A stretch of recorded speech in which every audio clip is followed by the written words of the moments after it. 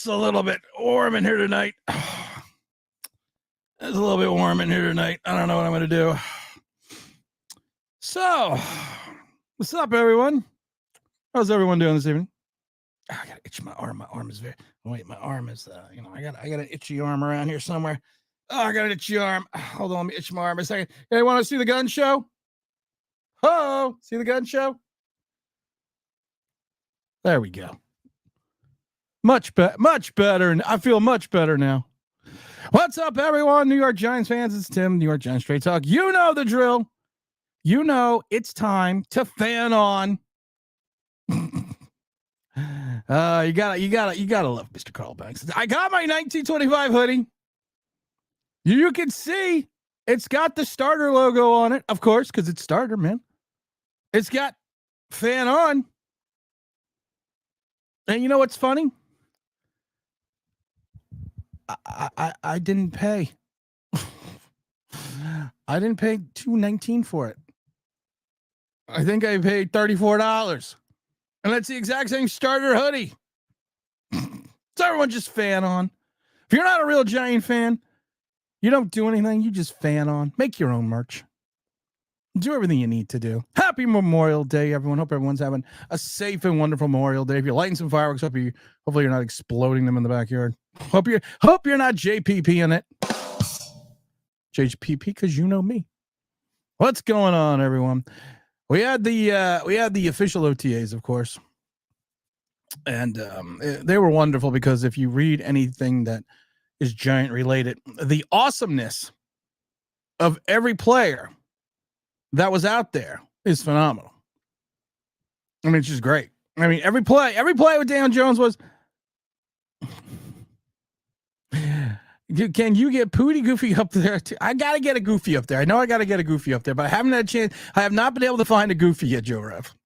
You should be getting your package in a day or so. Don't worry, Joe. I live in the middle of nowhere. They basically send it Pony Express. But just, as always, Joe, just fan on. Just fan on for the likes of us. But for every play, it was the greatest play you've ever seen. Every route that was run. King of the almost sack. Every route that was ever run by Neighbors was the greatest route that no one would ever. I always love it with Neighbors' route because people are like, did you see that route? No one's going to be able to cover that route. Nobody.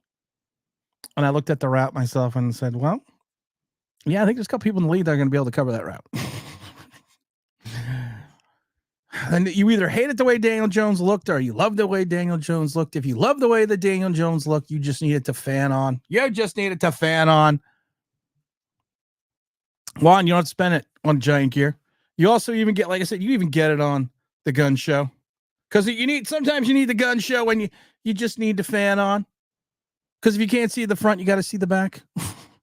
But everything was just wonderful in Giant camp. Everything's wonderful. You look at Giant Twitter, you look at Giant YouTube, everything was, probably going to win 12 games.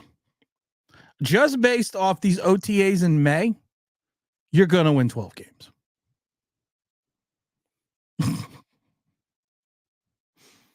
Does anyone else see how goofy that is? Get it? So I parlayed that in there. Goofy. So I kind of worked that around. Does anyone else see how fucking crazy that is?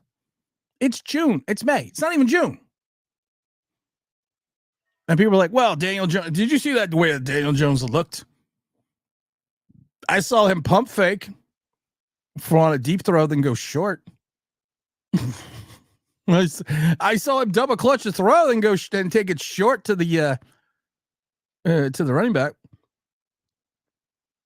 Then I love it because people then are like, well, did Tracy's going to be a stud weapon. Tracy's going to be this fucking killer weapon, man. I'm not saying he's not. If he had that, you see those two passes they caught, they both would have been touchdowns. I don't know how anyone else knows that. I don't know it. I'm not 100% sure anyone knows that we're going to be touchdowns. If you want to pontificate, they want to touch. If you want to be clairvoyant, and you just need to fan on a little bit, then that's what you're going to have to do.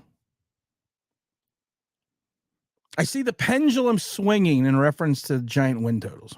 I think Vegas has it at 6 or 6.5 or under 6.5. I think Vegas has it at right now.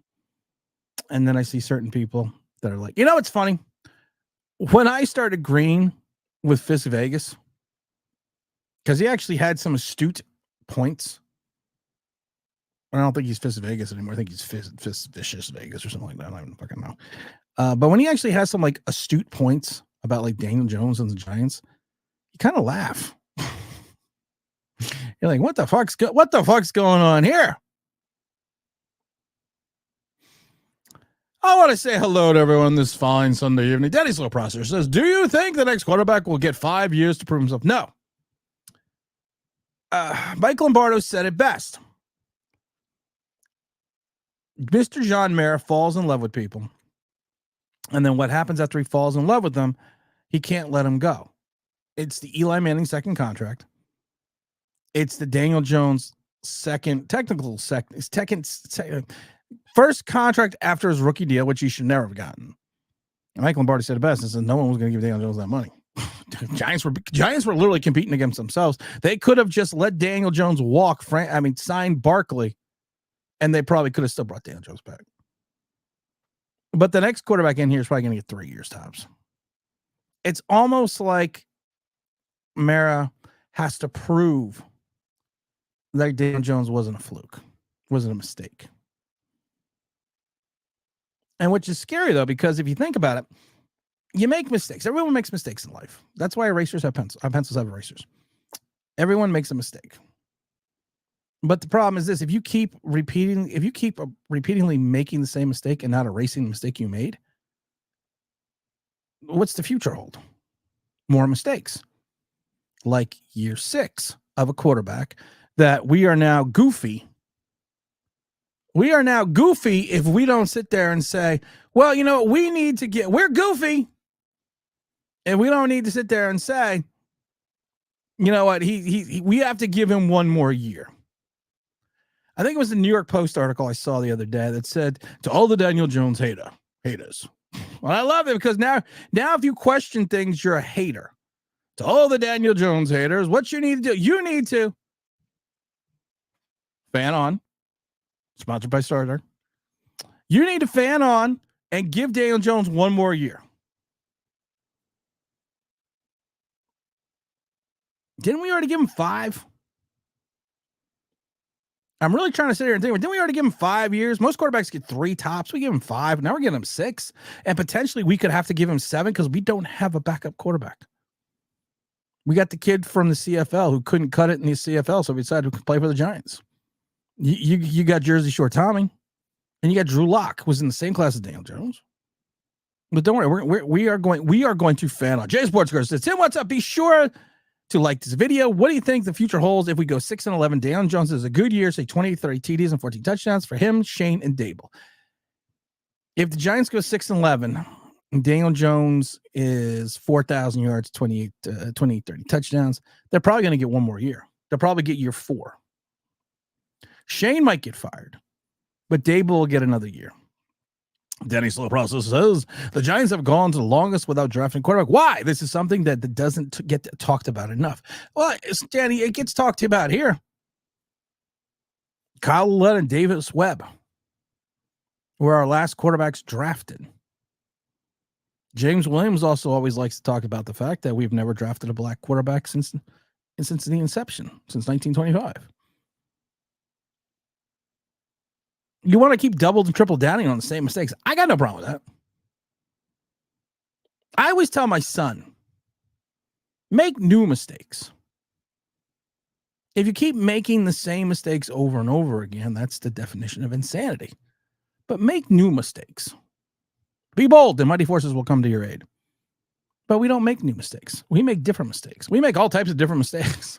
We're good at making different mistakes. Jay says, I think it's safe to say we are the only window shopping at quarterbacks this offseason. I wish... There's 31 other teams in this league. There are numerous pundits that cover the NFL, numerous sports writers, numerous radio voices, television. And they seem, I would probably think if you polled the majority of them, I would say 90% would say Daniel Jones is not an NFL starting quarterback. Probably 90%. Maybe it's a little high. Maybe it'd be 89.5%. And then people like Carl Banks who tell you, who always tell you know what you need to do. You need to just fan on. He will tell you that you have to give him another year. One more year.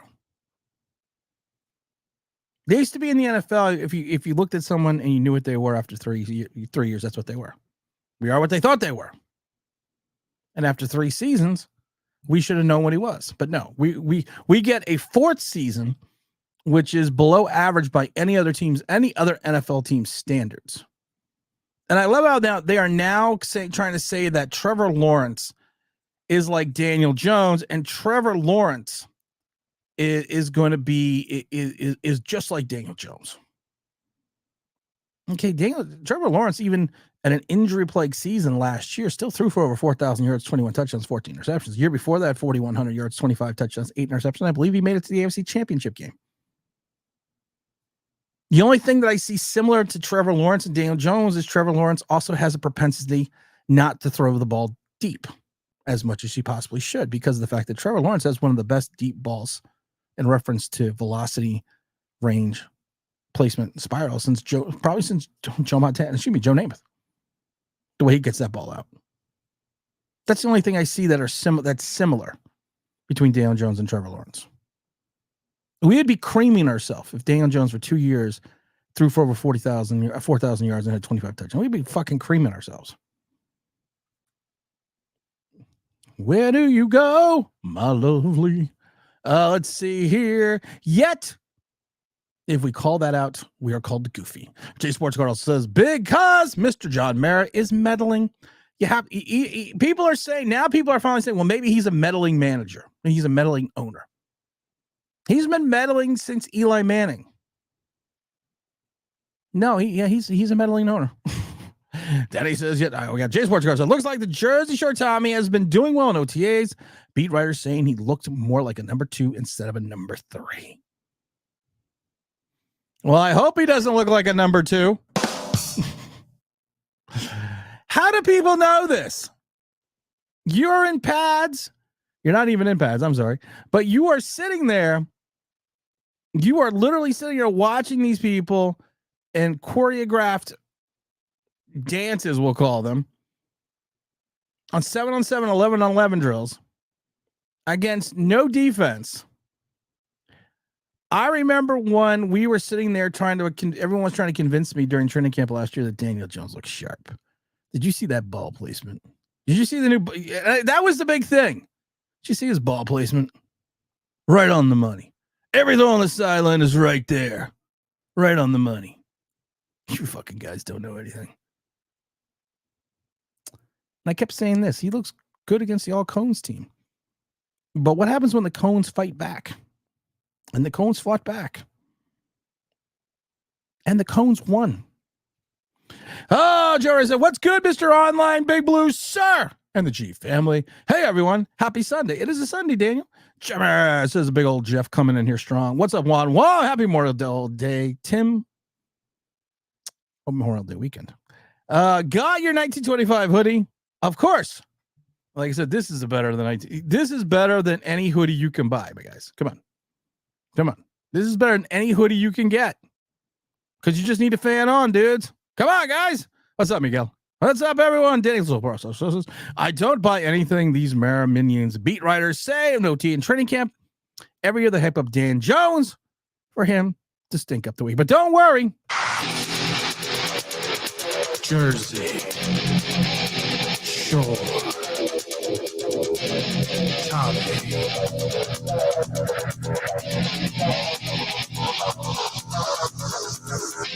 Wait for the beat to drop.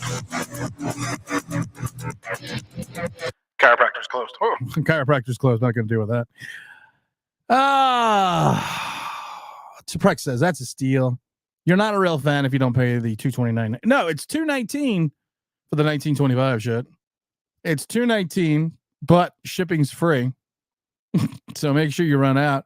But if you're a real fan, just go get your starter fan on shirt. These are $39.99 every place else. Get your fan on shirt, guys. Go for it. It's a steal. I will not spend any money on Giant gear until they get serious about winning. No, they're not going to get serious because we're stupid because we keep doing stuff. I stopped buying jerseys. I stopped buying Giant shit like 3 years ago. My wife used to say to me, "What do you want for Christmas? You want a Giants jersey?" I'm like, "Nope." You want a Giants hat? Nope. You want anything Giants? Nope. So that's what you got to do. Jersey short, Tommy Cohen for number 2. You said number 2. Oh, it's surprising. I'm so tired and the OTA coverage. I can't stand watching or reading anything about it. People are like, "How come you're not doing videos?" Because what the hell am I supposed to do a video on?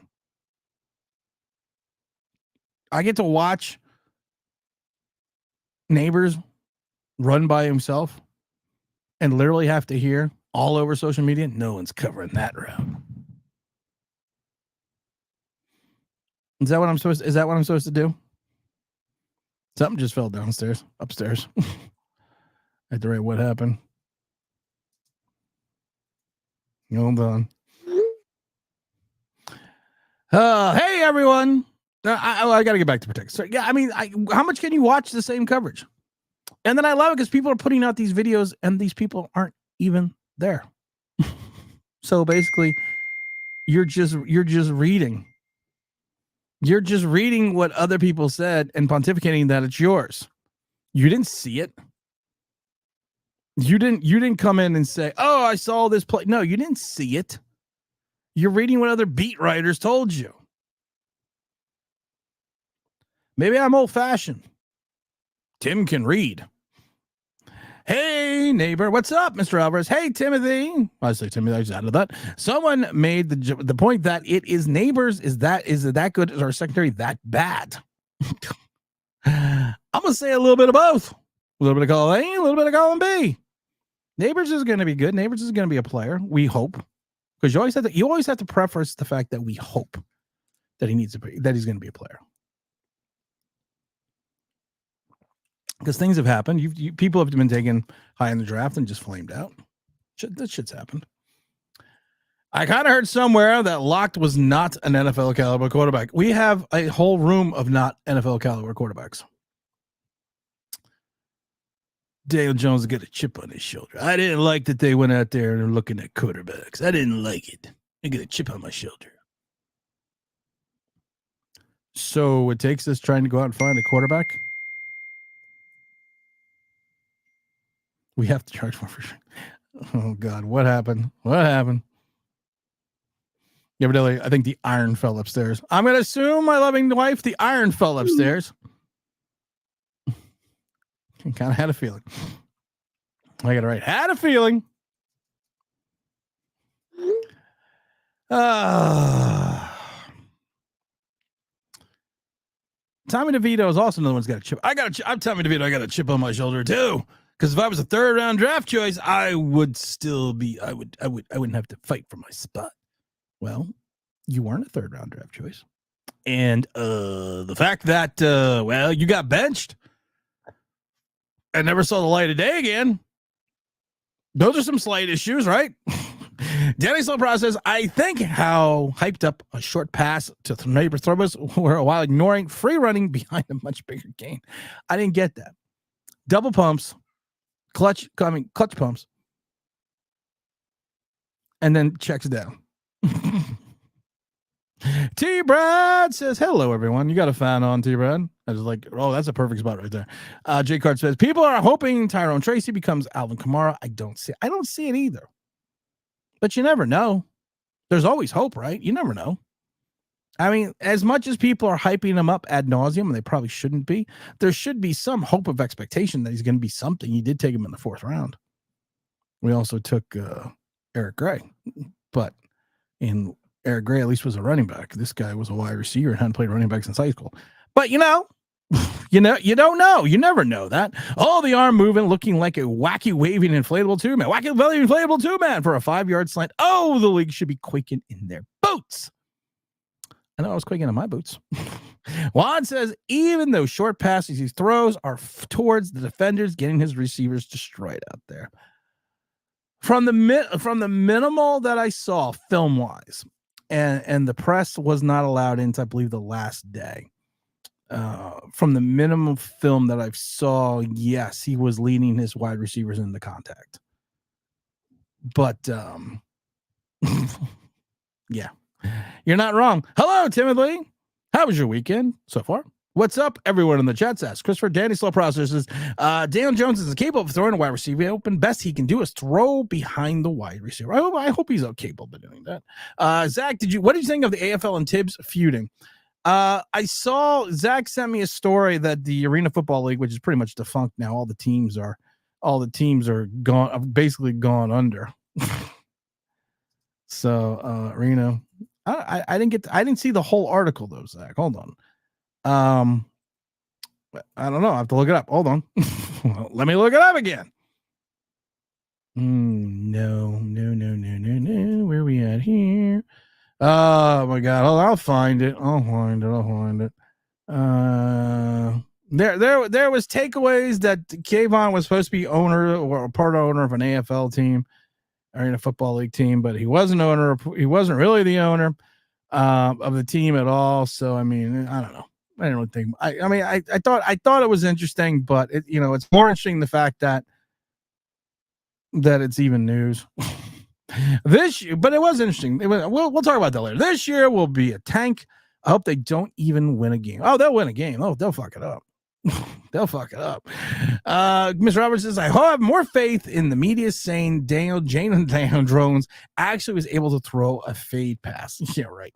Tim was alive in 1925. No, I was alive in 1923. Oh, Mr. Roberts says year 4 would be abysmal considering his cap hit would be similar to the year. So they keep him constricting themselves in the cap wise if they don't get rid of him after the season. The Giants, again, we talked about the Giants making mistakes.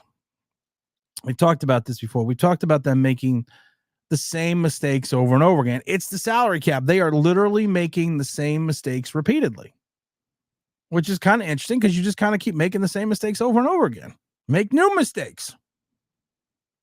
The Brian Burns move, good move, football-wise, good move, compensation-wise, terrible move, contracts. You pay Daniel Jones to do nothing for basically doing nothing for your franchise. And you now pay Brian Burns, who has never been part of your franchise, more money than Daniel Jones, and he doesn't even have any type of connection to this team. And you hope he's not just what the NFL Network refers to as an 8-sack guy. I didn't say that. They didn't. Go yell at them. Juan says 2 or 3 rookie quarterbacks are already better than him. Douglas says, I woke up from a nap. It's time to go. Let's talk some G-men. Zach says the Jags OC rather throw short than deep. You're right. You're 100% right, Zach. But I would like Trevor Lawrence had a very talented receiving core. I would like to have seen him more than matriculate the ball down the field. Mr. Roberts says, I guess people are forgetting Daniel Jones is 27. He's essentially at his peak whatsoever. He was the past season is how he's going to play this year. So why do fans have so much faith? Because you got to have faith. Ooh, yeah, got to have faith. Because we got nothing else. T-Brad says, we're talking about practice. Practice? What's going on, Nick? T-Brad said, hit that like button. LeVar says, I am here. Let's talk. Wanda Robinson, Blake Neighbors will be a top wide receiver duo. You know what's interesting? And I know the moron that I am. I like to always fan on. But what is interesting is the fact that Malik Neighbors and Wanda Robinson basically are both slot wide receivers. They're both slot guys. So you're gonna have to sit there and hope that one of them is going to that is going to be Neighbors is going to play more on the outside. Wanda Robinson is another guy that most of his catches are 5 yards off the line, 3 to 5 yards off the line of scrimmage. He had one, and people always talk about his game-breaking ability. He had one big game. One. And I keep looking at Wan'Dale Robinson. And I always harken back to Stephen Baker, the touchdown maker. Stephen Baker, and I love Stephen Baker. Stephen Baker was one of my guys. Was one of the guys when I was watching football. And I think at 5'8", 160 pounds, people have this, and I've said it before, as the mind's eye wanders, and you have distance between reality and perception, there is this glorification at times of, I'm using a lot of big words today. There's this glorification at times of Stephen Baker. His best season was his second season, where he had 40 catches for 600 and something yards and 7 touchdowns.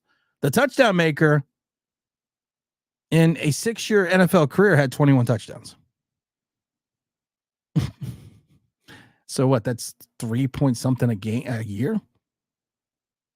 He had one season where he only had 13 receptions. He followed up his big season with 13 receptions, then 26, 30, and then 17. He played in 90 NFL games, started 52. So as the mind eyes wanders, everyone remembers the limited receptions he had in 1990. He only had 26 in that Super Bowl year, but people kind of forget he was not a gimmick, but he was an anomaly. He would average maybe 2 receptions a game. And if you do want to compare him to Wan'Dale Robinson, they are in some regards eerily similar. And I think that's kind of interesting.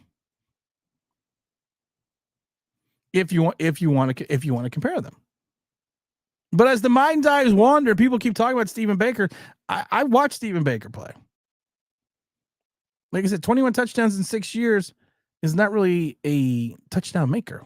I believe Randy Moss had 21 touchdowns or 23 touchdowns in one season in 2007.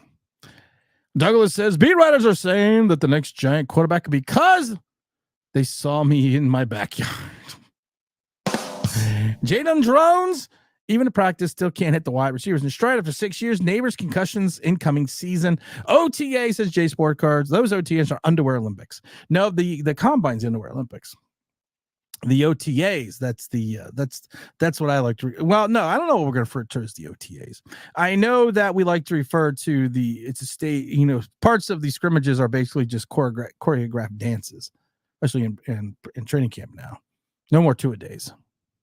People forget they used to actually have 2-a-days. I remember 3-a-days, but that was in high school and college. I remember 3-a-days. But you would have a morning practice and an afternoon practice until the CBA kicked in.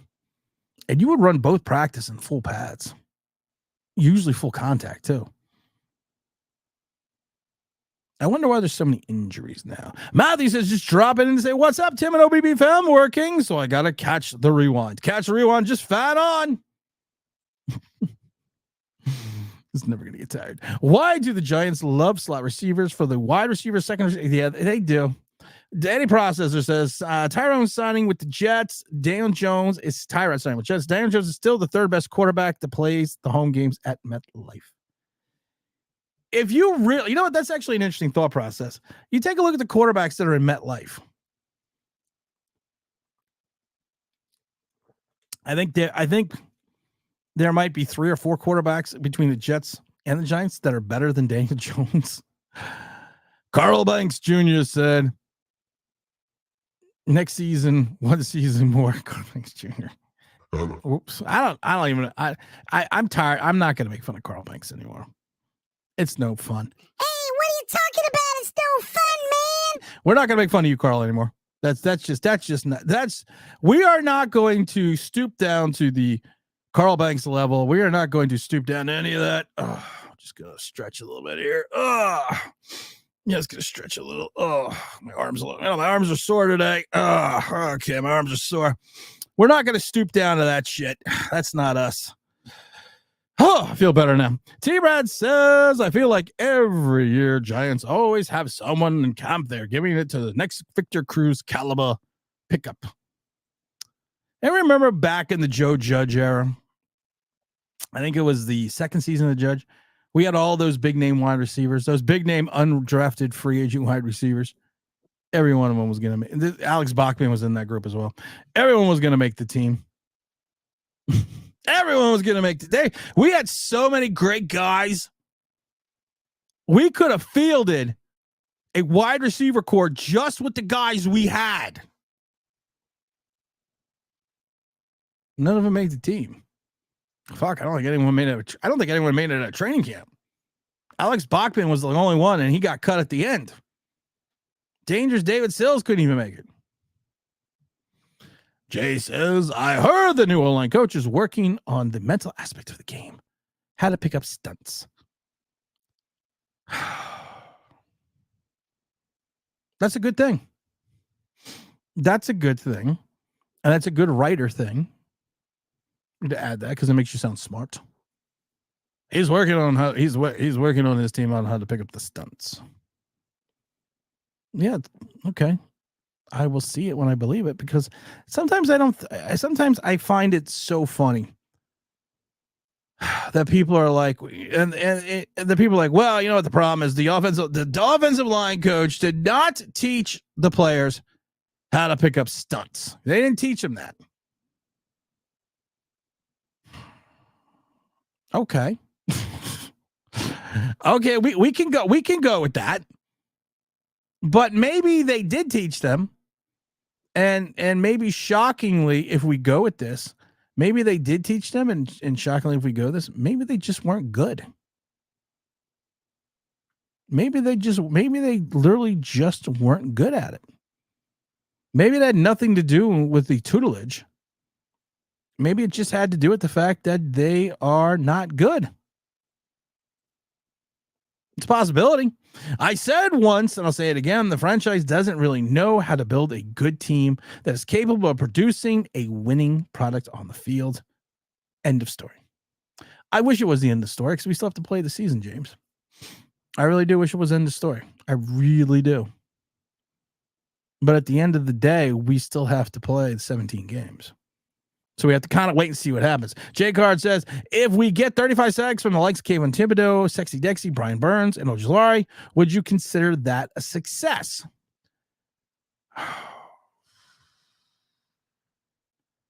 So we got 35 sacks out of those 4 guys. Would I consider that a success? Here's the problem. And here's the question I would have to ask you, because that would be like 8.5 sacks a piece. So my question is going to be, are you going to have one guy that gets 15 sacks? And then the other 3? Are you going to have 2 guys that get 12 and nothing, and minimum out of the other? If they all continuously played well and they all played 16, 17 games and they were destructive. You have to remember this, and this is what I think people forget about the whole Shane Bowen thing. And I've been talking about the Shane Bowen defense for months now, since the day he signed. And I've been trying to explain to people, and I watched people again, they'll watch the 4-minute highlight video. That's not the game. I've watched the majority of Tennessee Titan games the last 2 years. And it's a bend not break defense. It's a Tampa 2 type defense. Don't give up the big play. Don't give up the score. Try to hold them to field goals. You're not going to blitz a lot. He blitzes like 25% of the time, so you're not going to blitz a lot. He's going to rush with his front 4 when he does blitz, and he's also going to have a propensity in times that he's going to drop his ends in the coverage, which I don't think Kayvon or Burns are capable of doing. So it's going to be a bend not break defense. So I don't think you're going to see this large success of multiple players in reference to sack totals. I think you might have one big guy, then a bunch of 4-sack guys, which isn't bad if they win. Zach says the OTAs are just to refine the fundamentals of the playoffs. Oh, I like that. I like that. Zach comes in with why. Let's see here. I'll never forgive Eli Manning for those 2. I will never forget Eli Manning for those 2 Super Bowls. He was the reason why the fan base is delusional. They think if a team isn't a bunch of scrubs, they can reach the playoffs equals Super Bowls. I watched the 2007 Super Bowl highlight video from NFL Network. Where they recap. It's only an hour long, but they recap the whole game. They have all the stories and everything. And I really enjoyed that. And I was talking to someone last night on the phone when I was watching it, and I said, you know what's funny? I really enjoyed watching this more than I enjoyed watching any Giant game last year. And it wasn't because the Giants won the Super Bowl. It wasn't because of that. It was just you saw the difference in this team, even in regards to the 2022 team. You saw a unity. You saw a team. You saw something special on that field. You saw players that bought into each other. And I don't think the Giants have done that for years. I don't think they've done that since 2011, where everyone kind of just bought into the same concept, the same mindset. I hear a lot you know what's funny? I hear a lot of what I'm going to do on this team. Kayvon Thibodeau, I'm going to get a sack a day or a sack a game. He's saying it again. He's going to go out to Strahan's record. You had a half a sack in 6 games the last part of the season. So that means you're going to have to get a lot more in the first 11.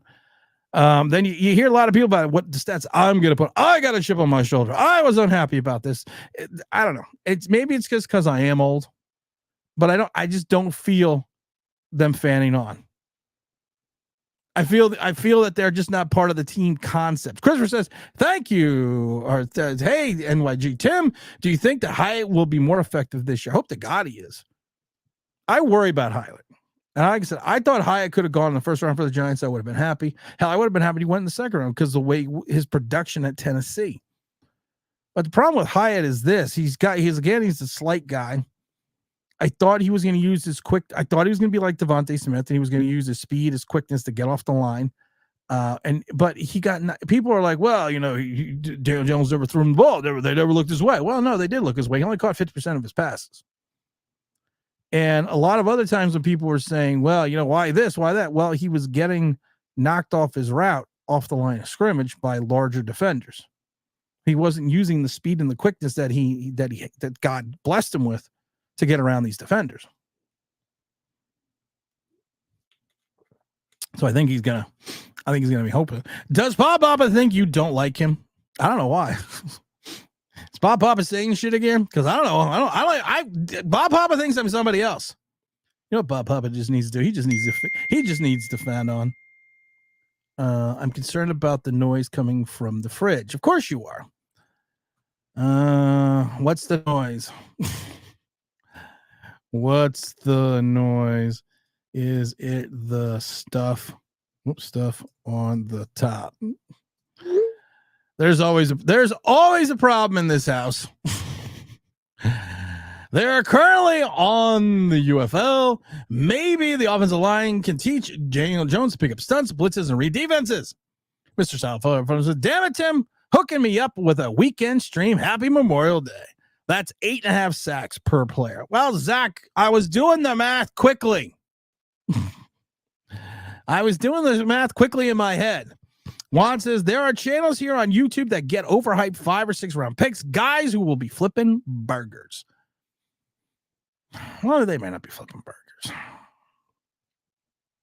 They got nothing else to talk about. So what they do is they make these videos about these people that you're right. I personally think they're lying. I checked it. It's a loud crick, and I checked the fridge and the freezer. Whoops. What did she? Hold on. What did she say?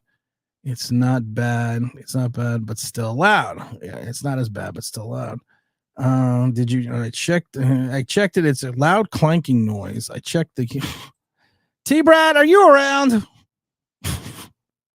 T-Brad, can you jump on the stream a minute and run this stream? I gotta run upstairs and check the refrigerator. What happened there? I gotta go check. T-Brad, where are you at? Here, T-Brad, are you around? There's the link. Let's see here. I gotta check the refrigerator, T-Brad. If you're around, T-Brad, I need you to come on.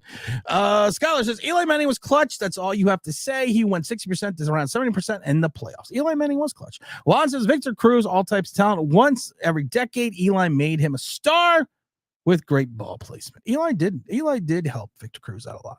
He really did. And it was the right time for Victor Cruz because you also had a very good wide receiving core. We know that people always want to give Victor. Oh, there's T. Hey T. What up? What's up, brother? Listen, I gotta run upstairs. Can you man the stream? I guess I can. I can't get to all chat. No, but you could talk and talk Run about my shit. mouth. You All can run. right, all right. You can run your mouth. Hold on, T. Brad's gonna. Everyone, don't go anywhere, anyone. I gotta run upstairs. Mr. T. Brad's gonna come in here and run everything. Well, wow. All right. What's up, everybody? What's up, Giants fans? First of all, happy Memorial Day weekend. Hope we all keeping it safe, having a good time, treating each other with respect. And let's talk about these Giants. I'm gonna talk about some things I've been battling with in the fake world they call Facebook. I just been battling with people calling me Daniel Jones hater and all these things, and it's like I'm not a Daniel Jones hater. I just want the Giants to do good. If Daniel Jones comes in and does great, great. I'm not. I don't. If I was hating, I would want him to like get hurt or I want him to have a bad season. I want him to play good, but what I see says otherwise. Um, and I'm just for me as a fan right now. I'm just to the point where I'm tired of this part of the season. I'm tired of the oh my god, this person's gonna be so great. Oh my god, look at this guy. Who was it last year? Trey Hawkins. Trey Hawkins is gonna be. Oh my god, he's gonna be such a great find. Da da da da da. Okay, Trey Hawkins is gonna be somebody. Yeah, he looked good because he's playing against our offense, which ain't good. You know, we gotta measure it. Properly. I don't think we measure this stuff properly at all. Also, I heard about Hendon Hooker. There's a lot of Facebook posts about Hendon Hooker supposedly coming on, and I really don't know where that rumor came from. I'd love to have him on the team. I'd love anybody on the team. I'd love literally anybody to come on the team and play quarterback. If Willie Beeman was playing, I'd say go get him. I just feel like we have a weak quarterback room, but that Hendon Hooker trade, or I don't know where it came from. I don't know where it started, but I like to see more. Well, actually, I like to see Daniel Jones play good, and we don't necessarily get him to be like an asset, but who knows what's gonna happen there. Sorry, I'm listening to jazz music, chilling out, having a good weekend. Anybody knows me, I like to talk about cultures, where I'm from, and what I like to do, and I don't know what everybody's. I don't say stereotype because that sounds wrong, but what's everybody's normal routine during the Memorial weekend? Do you go somewhere to see fireworks? Do you go somewhere to grill? You got a favorite place you go? Go down to the lake, go down to the shore. Yeah, I'm from Jersey, sure. But where's everybody like to go? I'm older, so I like to stay home. But usually I'd be around family and friends. But curious where everybody likes to go. I like If I to had a go chat, everywhere. yeah, I'm about to say if I had a chat, I'd go for it. Now I can eat. Now you can eat. Well, at least you're at home eating. Mhm.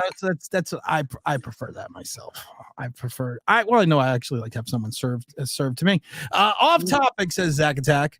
But Mark Sanchez is a terrible color commentator. I don't know. Is Mark Sanchez a terrible color commentator? I usually don't listen to the commentary, honestly. I usually turn it down and Who listen to music. Listen to music. who's the woman that does the basketball? Malika Andrews. I think that's it. She also does some of the Nick game stuff. She's horrible. I can't listen to her. I mean, I'm not a fan. it has nothing to do with the fact that she's a woman. It's just she's just not good. Admiral Mutombo wants to know Kayvon Thibodeau under 23 sacks. He came out and said he's going to not only challenge but break Michael Strahan's record. If he gets half of that, I'm happy. I got half of that last year, didn't we? Hey, Dude, that's respectable, though. That's respectable. Is it? Well, here's the question I have. 12 is very respectable because he ain't supposed to be doing it all on his own. All right, but here's the thing. He had 12 and a half last year. This is a question. Do you think Kayvon's sack total season last year was respectable at 11 and a half? it was respectable, but it didn't tell you the effect he had on the game. Those are like stats and like, oh my God, he had 11 sacks. Yo, gosh, that's great.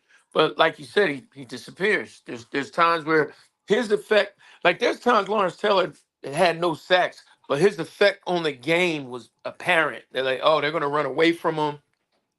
You know, his effect on the game is there, and that's the thing with Kayvon Thibodeau. You're not seeing his effect on the game. And I think that's actually a good way to put it. I mean, Carl Banks, who we love on this show, told us during the season that we, as the average fan, the goof troop, we didn't understand or see the effect that Kayvon was having, even though he wasn't making plays. This is what I remember. I remember this clearly. This is what we were told. And he actually had an argument about this like week 13 on Twitter.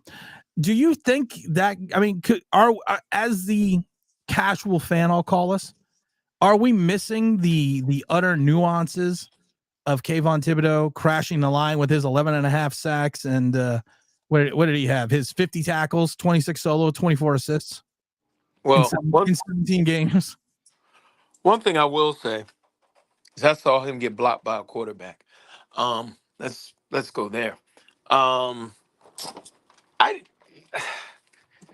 This is another. I just got to go here real That never quick. happened. Yeah, I got to go here real quick. Like people have to understand, I almost said Carl Thomas. Carl Banks is being paid by the New York Giants. Okay. What do you think the New York Giants are paying him to do? To be objective or spread the company message? He's there to spread the company message. I was like, I'm going to go with company message. Yeah. Daily double. So I'm just saying, there's absolutely no way he's going to be objective, even if he sees it, because that could mean his job. They have to talk to him about his culture and enthusiasm for the Giants brand and what he's there to do. So the same way they have Daniel Jones haters, they got Daniel Jones lovers or people who are towing the company line. And that's what Carl Banks is doing. He's towing the company line. I can't take it personal. Trying to keep his job. Now, my question is this. I understand if he's doing that on the broadcast. I understood when he's after the interception, he said the Giants are officially broken. And then he kind of backtracked it in the post game. But do you think what he does on social media is what the Giants want him to do? Well, yes. Really? Well, let's say this. Let's say this. If you work for a specific company brand and you're on social media saying things that that company brand is totally against, you can have a difficult conversation come next day at work. So it's not like he can say one thing on Giants radio or TV or whatever, and then come do his own podcast and go against what he said on the TV. It's not going to work. Well, I'm more thinking of the fact that he calls a segment of the fan base goofy. That he basically tells you're basically telling certain amounts of season ticket holders, well, you don't know what the hell you're talking about. If you don't support the team and just blindly follow, you're not a real fan. You're goofy. Okay. I'm going to apologize to Carl Banks, but I want this to make sense quickly. Okay. Oh, I've got to hear this. You know what? I won't go there because that's too extreme. Oh, come on. I wanted a Carl Banks. No. That's too extreme. It's putting too much of a funky race tone to it. Every job has a Dwight Schrute. Okay. And that's who Carl Banks is. Every job has a Dwight Schrute. Oh my God, I love that. Okay. And that's who he is. So it's one of those things where like, and it's like a bad song that they play on the radio. They play it so much you find yourself singing it. You find yourself singing a song you can't stand. They play it so much. So he goes in there, the Giants, and Mara gets him in there, and they're pumping that Kool-Aid, and he's drinking it up, and he's got to go out and spread that message.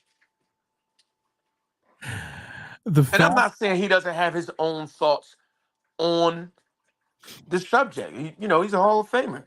I'm not saying he doesn't have his thoughts on the subject, and I'm not saying he's being told what to say, but I'm saying there's a narrative that he has to keep to. I think the funniest thing ever is I just typed to myself Carl Banks, Dwight Schrute. So when a thumbnail comes out in the next couple days, it's all T-Brat's fault because I never would have thought of that one. I didn't see that. I didn't see that one coming a mile away. Douglas wants to know, can Malik Neighbors play quarterback? Hey, I don't think so, but I think he's gonna be a damn good wide receiver. I just hope we get him a quarterback playing good. Do you think he's going to have the production that a lot of people assume that that he should have this year?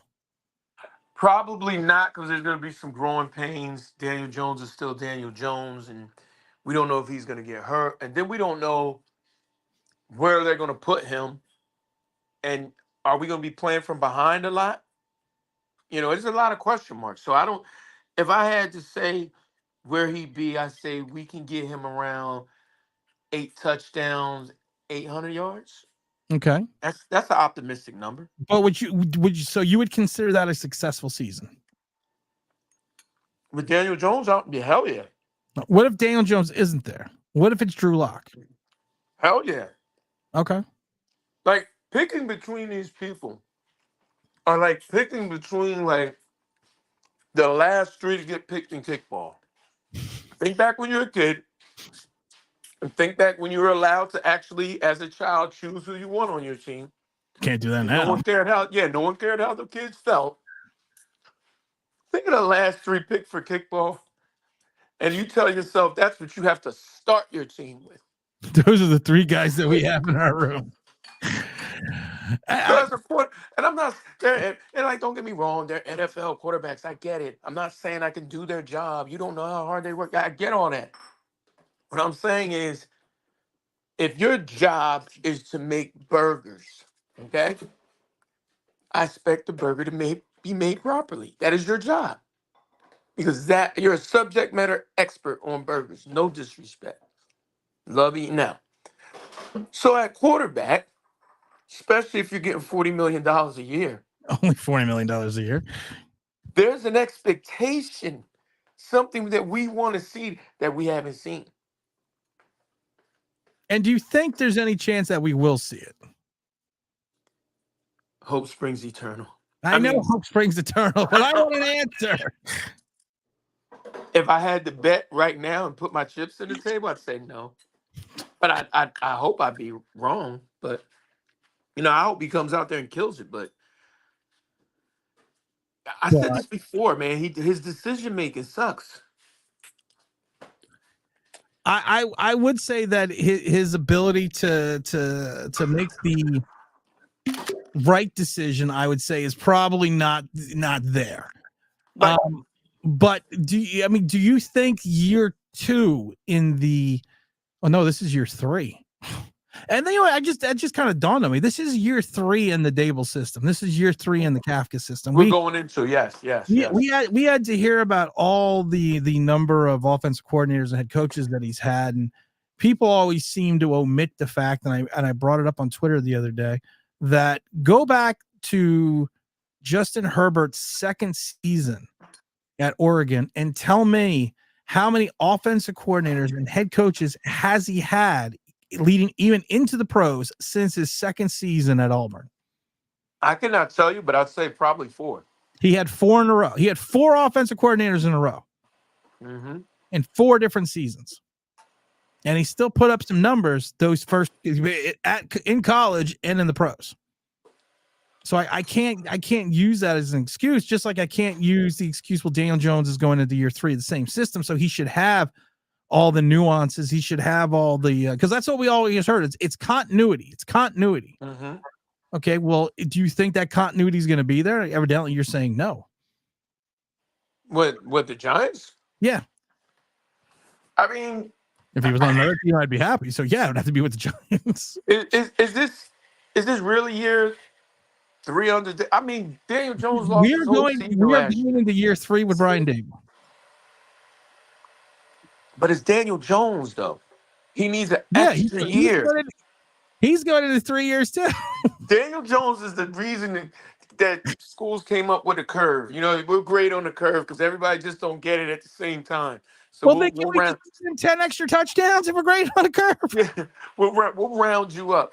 And the thing, and I get it. I get all this with the continuity, and I think this is his best season talent wise that they put around him, minus not having a dynamic running back. Like, but far as wideouts, line, a playmaker, even the tight end. I was really like the tight end from Penn State. I really thought he could come in and play.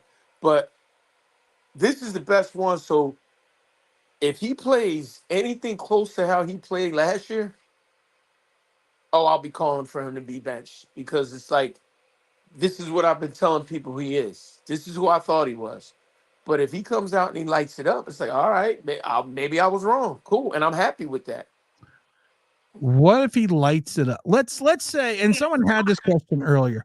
Let's say he doesn't light. Let's say he light. Well, in regards to the anacles of NFL average, let's say he has like 3,900 yards and 28 touchdowns, but the Giants go 6-11. Hmm. Is that a success? That it depends how we got those 11 losses. Like, Well, you know, some of it's got to be on the quarterback. yeah, some of it does, but like if like say for example, we're 6-11, but like 3 of those games we lost because the defense let another team come back.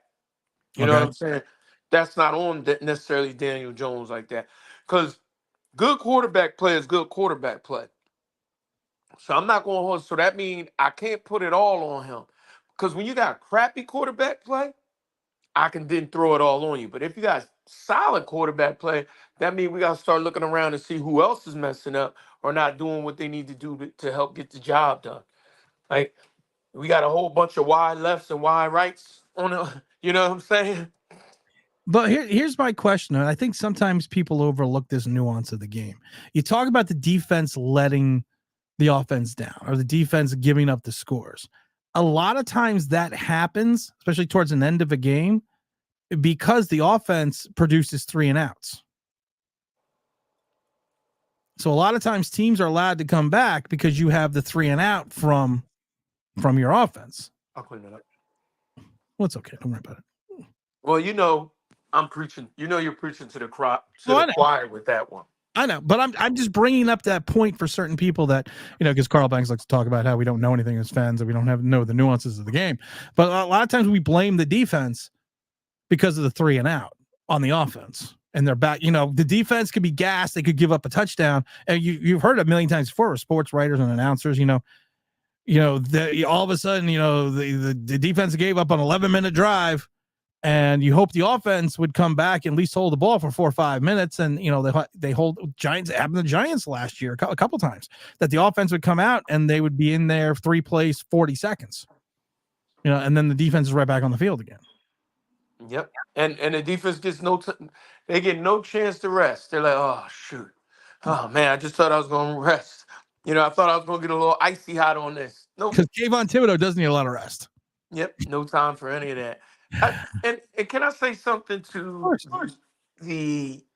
oh yeah, Carl Banks, he played. He knows so much more about this. He played. He knows so much more about that. I'm not saying I know more than a man about football, but I don't have to. Okay, let's say this. Tim, have you ever made a car? I've rebuilt a car? Have you made one from scratch? No, never made one from scratch. Okay, so you never made one from scratch on the assembly line, all of this and that. No. All right, I have a little bit at one point. Shout out to GM. But my thing is this. You never did that. But do you know what you like between a Lincoln and a Cadillac? Yeah. Exactly. So you know what you like even though you didn't make the car. That's a good point. that's You know what I'm saying? Like, I don't need to know how to bake the cake to know what I like to eat. You know what I'm saying? It's oh, you guys are being too hard on Daniel Jones. It's like, no one's judging Daniel Jones when he gets sacked. No one's judging him when he drops back and when he looks and there's no time he gets sacked. No one's judging that. But let's look at the one play when he's going out of bounds in the Dallas game. he's being pressured out of bounds. Instead of throwing it away, he throws an interception. I'm like, Right. that's the type of play that shouldn't be happening year 5. But that's the offensive line's fault. Exactly. That's all you right there. That's a play you can't make. That's the offense. Speaking of offensive line, if Evan Neal improves, then maybe everyone will leave him alone, says Jay Sports Card. Do you Evan Neal right now, from what we saw from the OTAs, is being paired with John Runyon Jr. And then you're going to have the guy from the Raiders and Andrew Thomas on the other side. Do you see any type of year 3 Evan Neal? People forget that Andrew Thomas had a progression. He had a terrible rookie year. He got better in the second, got really good in the third. Do you see any type of progression for Evan Neal now that he's maybe gotten solidified the guard position next to him this year? Well, I'll say this: he can't get worse. Oh yeah, he get worse. He get a lot worse. I'm saying I'm saying him as a player, he He can't might get be on worse. the assembly line. Yeah. So, but I think with what he's got going on, I think that new coaching might be just the medicine he needs. So I'm excited to see what we got there. And I talked about this before. I had to go check on the refrigerator. And you're right. I've never built a refrigerator from scratch, but I fixed the one upstairs. But Mike, I don't know. I'm not gonna. I was gonna go somewhere, but I'm not gonna go there. Let's go somewhere. I've changed my mind, but all right, I'm gonna go there. Everyone's saying that you're gonna bring in the new offensive line coach, and he is going to work with them on stunts. He's going to work with them the nuances of stunts and picking up stunts and doing such and such and such and such. Do people really think that like Colombo and what's his name from last year really didn't teach the offensive line anything about working with, and they never worked with them on stunts? It's like, oh my goodness, Colombo had the line of steel in Dallas. They picked up stunts quite well. Maybe it isn't the fact that they had people not teaching them correctly. Maybe the tutelage was being wasted on talent that shouldn't be in the NFL. Ooh, man, yeah. I mean, here's the thing: we're gonna find out some stuff real quick. I just hope the line plays better so we can kill the excuses. Because if he plays bad, then it's on him, and everybody can see it.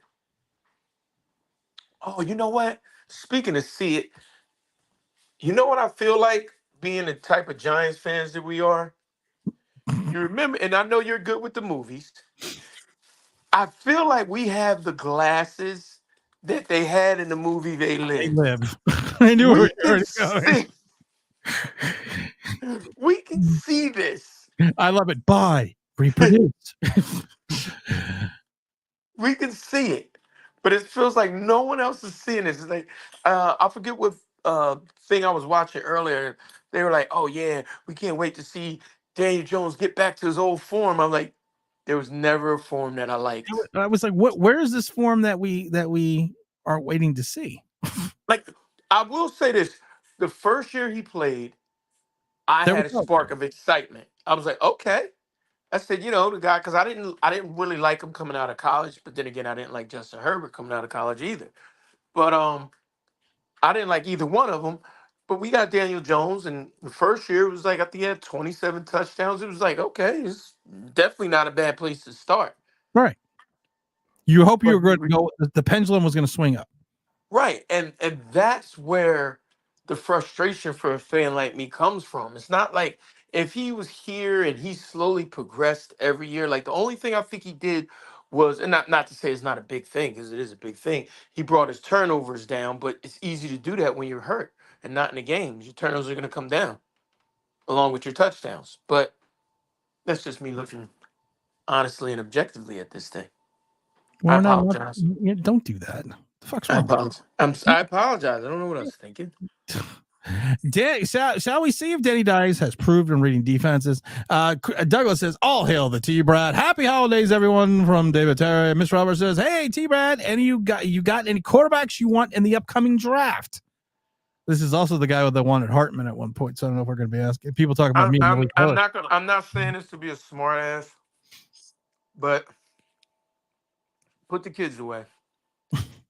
There is no Santa Claus, and I'm not gonna keep sitting here making a wish list for it to not come on get fixed and the cookies be gone in the morning. I ask for a transformer, I get a GoBot. This is not happening the way I want it. But yeah, there's some quarterbacks that any quarterback at this time, like we'll work for quarterback. Like I'm gonna get a shirt. It says it. We'll work for quarterback. We'll work for But quarterback. of course I want Shador Sanders. But do you think that's gonna happen? Do you think Dion would even let him come here? No, Dion would not let him come here. Dion will play because he's a inserted father. He's gonna guide his young man the way he needs, like the way a father needs to. And if he feels as though it's a bad situation for his son, he's gonna move him away from that situation. So I support that. But I think there's a guy from Dart from Ole Miss. But I really gotta let this season play out because there was no real. This is the guy. Do you know? I was thinking about this yesterday, and I didn't have anyone to ask this question to because I was drinking beer in my backyard alone. But you're never alone because Jesus is always with you. But LeVar is Dion. Do you think he's anywhere in the mold of what's his name? Like LeVar Bell, Ball. excuse me, LeVar Ball. Do you think he's anywhere near that mold with his kids? I think he is, but I think he knows how to present himself a little bit better than LeVar Ball, where LeVar Ball had no problem just being aggressive with it. I think Dion's more of a matter of fact type person. Like if Dion starts getting involved and people say, "Oh, Dion, you're getting too involved. Why you need to make it about the kids," and he'll probably say something like, "It was all right when Archie Manning did it for Eli." He's going to bring something like that up, and he's just going because there's nothing wrong with a father helping out his child. There's nothing wrong with it. So I don't think he's going to be as aggressive, but if you push him, he's going to push back. You're going to know he right there. Colin wants to know, do you think it was May or bust because Shane and Dable had to sell Mara hard on the guy to replace Jones rather than just upgrading the quarterback position? Do you think it was May or bust? What, to move up to 3? Yeah. That was their entire plan? Yes. What are you moving up to 3 for? To get you move, okay, let's say you're going over to get Marvin Harrison Jr. That's what you were going to secure? Because obviously wide receiver is the biggest problem on our team. Think about how many times people traded up for offensive linemen into the top 3. Has that ever happened? Traded up for an offensive lineman? Not that in the nearest to trade into the top 3 for offensive linemen. Not even for Orlando Pace or some of the big dogs. Not in the top 3 for an offensive lineman, no. Yes. So let's just assume we weren't going to make history. All right. Then we got Marvin Harrison. Marvin Harrison, are we going to get him at 3 when we know we can probably get Malik Neighbors? I doubt it. Then you had Drake May. So using your own football logic, you tell me what we were going up there to do. Oh, that's it. We're going to get offensive line. No, not offensive line. We weren't going to get Neighbors?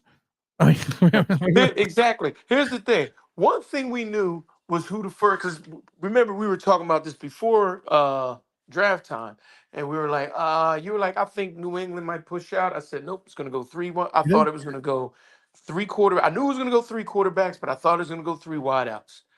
Because the big argument with Giants fans is, who do we take? Do we take Malik Neighbors if he's there? Or do we take the offensive lineman Joe Alt? I was like, if we take an offensive lineman, I'm gonna lose it. Now there was talk and maybe we'll find out in Hard Knocks. There was talk that the Giants would have taken Joe Alt if the Chargers didn't. Thank you, Chargers. I really appreciate you. San Diego, lovely city, lovely weather. And I just appreciate you for taking that headache off my hands and having to hear how, okay, now he's got the line. Because you talked about this earlier. Insanity is doing the same thing over and over again, expecting a different results. Oh, I know what we'll do. We'll get a left tackle. We'll make him a right tackle. Let's do it. Because we've already done that once 2 years ago. So it should work out, man. Should work out one. LeVar says T-Man Daniel Bellinger was used. I think it was T-Brad was used heavy in our playoff run during the 2022 season. Why do you think they stopped using him? Actually, they didn't. Funny enough, in 2022, he had 30 receptions for 268. In 2023, he had 25 receptions for 255. He actually had a higher yards per reception, and he didn't have any touchdowns. But it's not that they use. I just think that Daniel Bellinger is what he is. Remember Caden Smith? He's in the AFL now, I think, or the UFL now. But everyone's like, "Oh, Caden Smith, Caden Smith." No, Caden Smith had a role. He played his role. The league figured it out, and now he's playing in UFL. Daniel Bellinger was kept in, and I keep talking about this. Daniel Bellinger was kept in the block on that right side of the line. And even with the extra man, the right side was still putrid. So I know people talk about Evan Neal and Justin Pugh and everything else, but does anyone ever think of the fact that you left a guy in to help block and the line was still bad? Maybe it was the blocking ability of the tight end that you left in the block that didn't help the other two guys that you were supposed to help. Can the offensive line blame the offensive line? No, it doesn't work that way.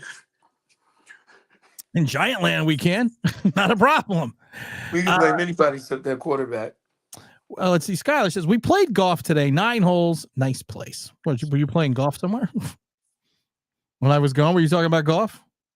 I normally just chill and stay at home. No. I was asking people, like, what do they like to do Memorial Day weekend? What's their little shtick?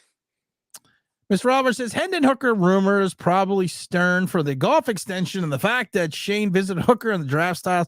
So I guess fans wonder if they would trade for him if he was available. First of all, I know they gave Goff the big contract, but I don't see them moving on from Hendon Hooker because you always need a backup. Now he's going to be year 3 in the system. But here's my thing with that, Mr. Roberts and T-Brad.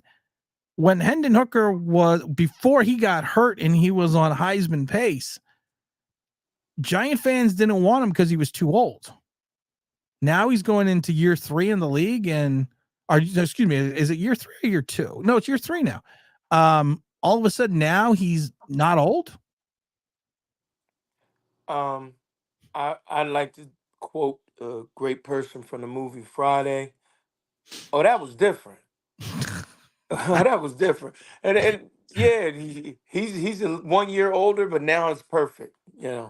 Okay, I was wondering. I was wondering because, like I said, because there's a female Giant beat writer who had a whole big story about going out and get Hendon Hooker, and I was like, well, wait a minute, you were one of the people back in 2022 that was saying that he was too old to go play for the Giants, and now all of a sudden he got younger.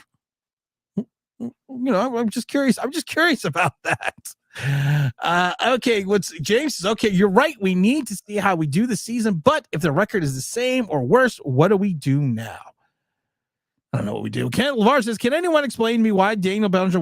We just explained that. T-Brad is a Swiftie. I don't think T-Brad's a Swiftie. What's up, Mr. McCormick and Tim, the number one goof reporting for duty, sir. What the hell's a Swiftie? That means you like Taylor Swift. I do. OGR does. Yeah, I didn't even know what a Swiftie was, so thanks. Mr. Roberts also says, and Herbert has a new head coach. Again, actually, Herbert does have a new head coach again. It's weird that many of the media people are connecting to see what the Giants always find excuses for Daniel Jones.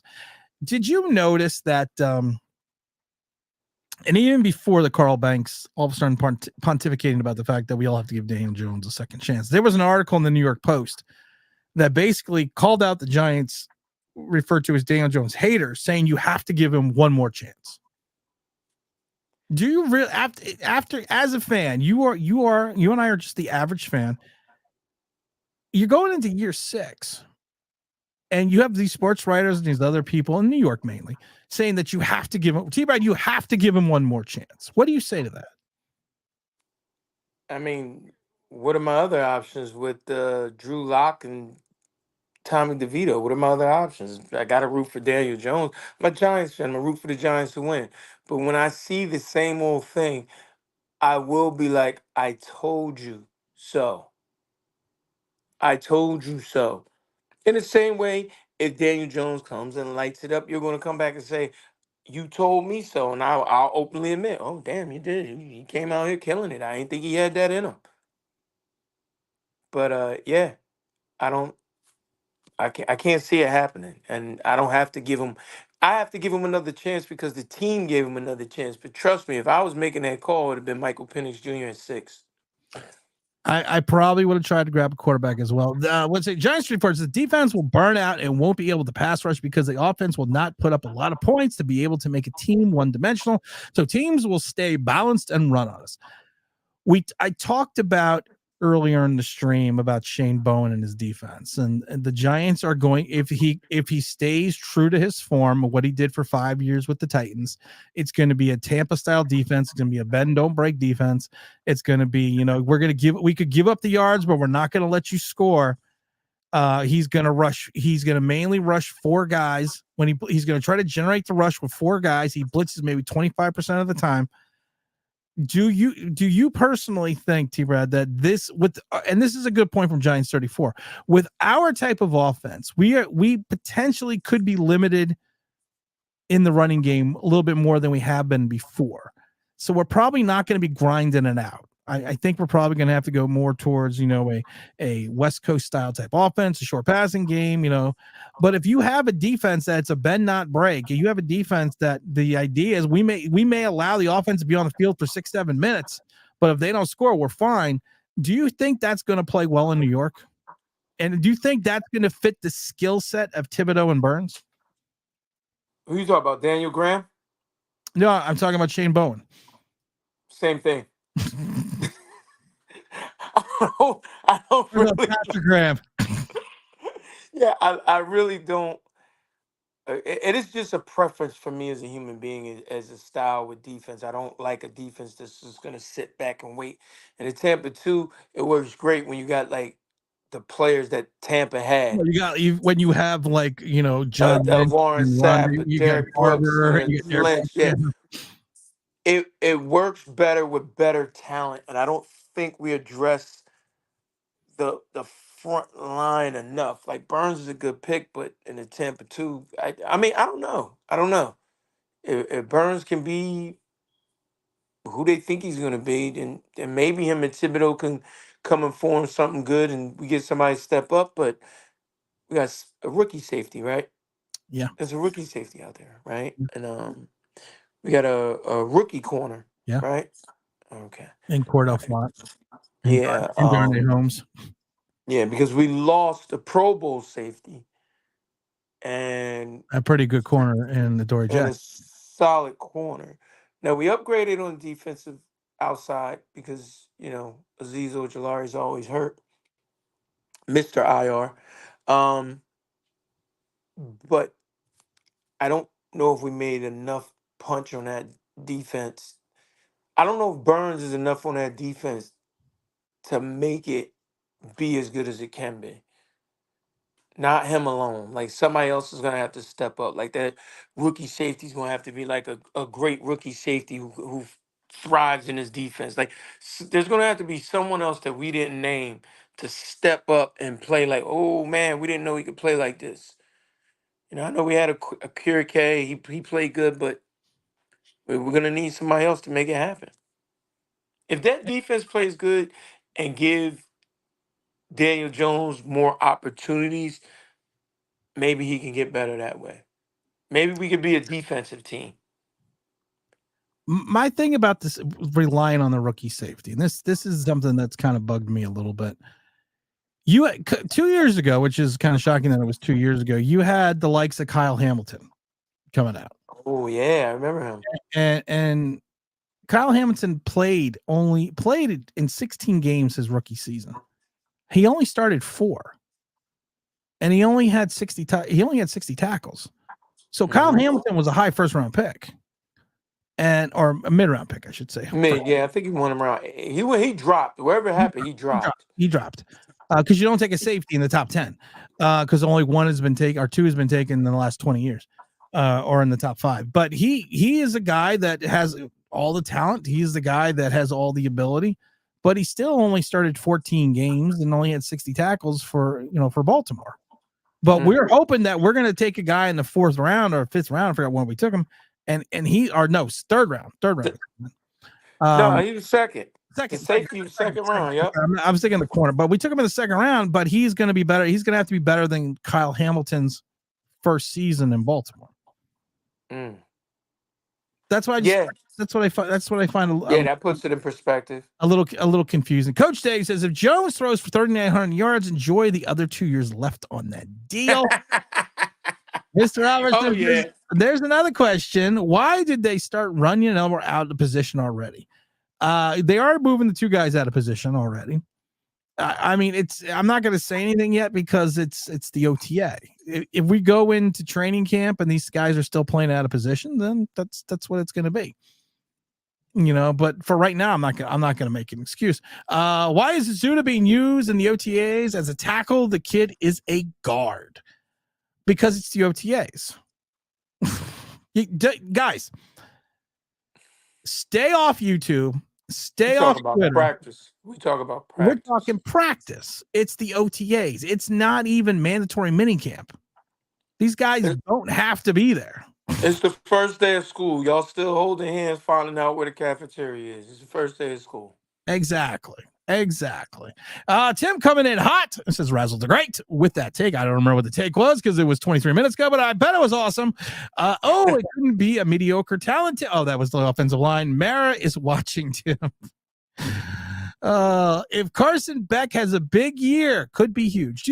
What do you think? You are a college guy. You like college football. I watch a little college.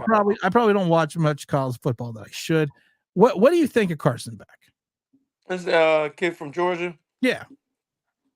Looks good. The problem with some of these people that come from like good schools like that, sometimes you don't know if it's the system because they got talent all around or is it the quarterback. But I like Beck. Like, I wouldn't be mad if we see you're so desperate for a quarterback, you take anything. You know what I'm saying? It's so sad. You know what's interesting. I was thinking about. I like Beck though. I like Beck. Thinking about the Carson Beck thing. He's going back to college. He's going to be a 5th year senior. He's been at Georgia since 2020. He was a redshirt freshman. He didn't really play until last year, and it's his one starting season. 24 touchdowns, 6 interceptions. I think he almost threw for 4,000 yards. I don't remember. So this will be his second full year as a starter. So he's another guy that's going to be a 5-year guy in college. I mean, and I'll tell you this, the track record of us seeing guys extendedly stay in college over 4 years, their track record isn't good. Usually, but honestly, I actually like that. And I'll say it like this. Like, I shouldn't say I like it. I just don't frown on it as much as I used to. I'm like, man, I want the guy who came in, lit it up the first 3 years and left. Those guys don't make it too. Right. You know what I'm saying? No, definitely. Yeah. So with my mindset now, it's like, all right, you came in the COVID year, wasn't no real football coming in. Then you come 2021, most freshmen don't start anyway. Then did he move? Did he go from one school to another, or was he at Georgia the whole time? He's been at Georgia the whole time. He redshirted in 2020. Well, you know who he was playing behind? Oh, yeah. Benson. Yeah. Yeah, so he's playing behind people who are playing good at that level. And to me, it's like he actually got a chance to mentally, if he took that opportunity to mentally develop his game. So when he gets in there, he won't be so shell-shocked because he's seen it done. And now he's on his second year playing, going into his 5th year, but this will be his second year playing. Yeah, second full season. He had a couple snaps second year and a couple more his 3rd year, but last year was his full season playing. Right. So if he's able to build off of that, that'd be great. Because what did Joe Burrow? How many years Joe Burrow played? Did he play 3? 1. No. But Joe I'm saying transferred. Joe Burrow came from Ohio State. Then he went to LSU. Yeah, I think he only played like that 1 year where they was nice like that, and got to the draft and the hands and all that. But he was a player that 1 year, and I look at Joe Burrow as the blueprint for something like that. Just because you wasn't start where you was, don't mean you actually might have sucked. You know what I'm saying? The thing with Joe Burrow, he had 3 seasons at Ohio State. And he didn't really play at all. Then he had that 1 year in LSU But and it was in his 5th year. The only thing I have to say about Joe Burrows though in his 5th year, and I know we don't really like talking about like 1 year starting wonders, but the guy Right. did throw over 5,600 yards and 60 touchdowns. So I mean that's Yes, he went crazy, and you got to respect that. I thought they would respect that with Michael Penix Jr. because he only was the first one to throw for whatever amount of yards since yeah, I know. that's kind of Patrick Mahomes. that's kind of I'm, where I I'm was going with that. yeah, and don't get me wrong, man. I really like if we weren't gonna take a quarterback, Malik Neighbors was my next pick. So I don't want people to think I don't want Malik Neighbors. It's just I know we need a franchise quarterback. I just know we need one. We have Caden Smith is on the Defenders Legend. He's on Defenders. I know that for the UFL. Giants 34 says the offensive line is not to blame if the quarterback who doesn't at all have all the film study on the defense. They should get one who can call out plays. Daniel Jones can't check in and out of plays. He is a limited quarterback. I don't think Daniel Jones doesn't study. Yes. I'm not going to sit there and tell you he's not in the film room. I'm not going to tell you that he's not. I'm not going to tell you he's not smart. But there's a difference between being everyday smart and football smart. And I think you have a guy that's been in the league for 5 years now. And if he has yet, and they talked about it last year or even 2 years ago, that he's not calling the line shifts. He's not calling out the mic. The center is. And they made it. And I remember when this came out, this was 2 years ago. I remember when that came out and they kind of tried to justify it by saying, well, he doesn't have to. Mm-hmm.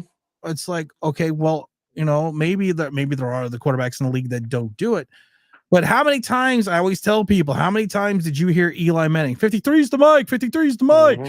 Mm-hmm. He Omaha. He was calling everything. He was doing, and that's why people used to get so pissed at Eli, because he would get that clock down to like 2 seconds before you would fucking snap because he was making so many adjustments. You don't see that with Daniel Jones. You really don't. How many times can you think of? I can think of actually 2 times that you noticeably saw Daniel Jones last year or even the other year check out of a play. I can say no, and that Seattle game is what really showed me like he don't get it. It's like a play in the Seattle game where like the defensive like end or back or showed and like basically showed that they were coming down, and it's like, okay, you got to check this. Oh no, not Mr. Jones. We don't do Not Mr. Jones. Good old Mr. that. Jones. We might be better off with Rusty Jones. Let's all just head down to the Rusty Scupper. Coach Dave says, I'm rooting for the Redskins this season, or he should say the Commanders. Bowen is just bringing back Patrick Graham's defense already. You're right. You nailed it right there. I did say that. You nailed it. 5 years of the DJ. This topic gives me a headache in my goofy way. I don't see any. I told you so. Bowen's defense benefits from having Henry on the offense. You're right. That's true. Bowen's defense. People forget that he had at important times he had all pro safeties also on his defense, but I don't know. Razzle says, realistic speaking, Burns will have to prove he's overpaid and underproducing, and more like Tibbs has a little better year, but not by much. The D is lacking. If you looked at this defense right now, if you looked at the front four, and the front four is going to, of course, be Burns, Thibodeau, and it's going to be Lawrence, and I don't know who's going to be in that fourth position yet. Maybe DJ Davidson. Mm-hmm. You would probably rank that front four maybe in the top 10. Solid. Right? You would think that would be a solid front four. Yeah. I don't expect them to suck. I expect them to do their thing. But here's my question. Oh shit. If you look, hey, that's not nice. That's questions. That's not fucking nice. If you look, okay, now let's look at this front four, and let's look at what's behind it outside of Bobby Okereke. Let's look at the defensive philosophy of Shane Bowen, and let's look at the secondary. Is that front four still in the top 10?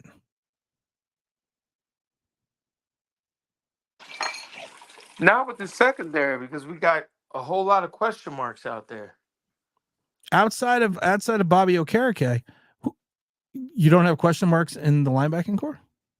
Oh, I thought you were talking about the defensive backs. My bad. I was like, Yeah, we got too no, many. the defense. I included the defensive backs as well. Yeah, yeah. You add the defensive backs in.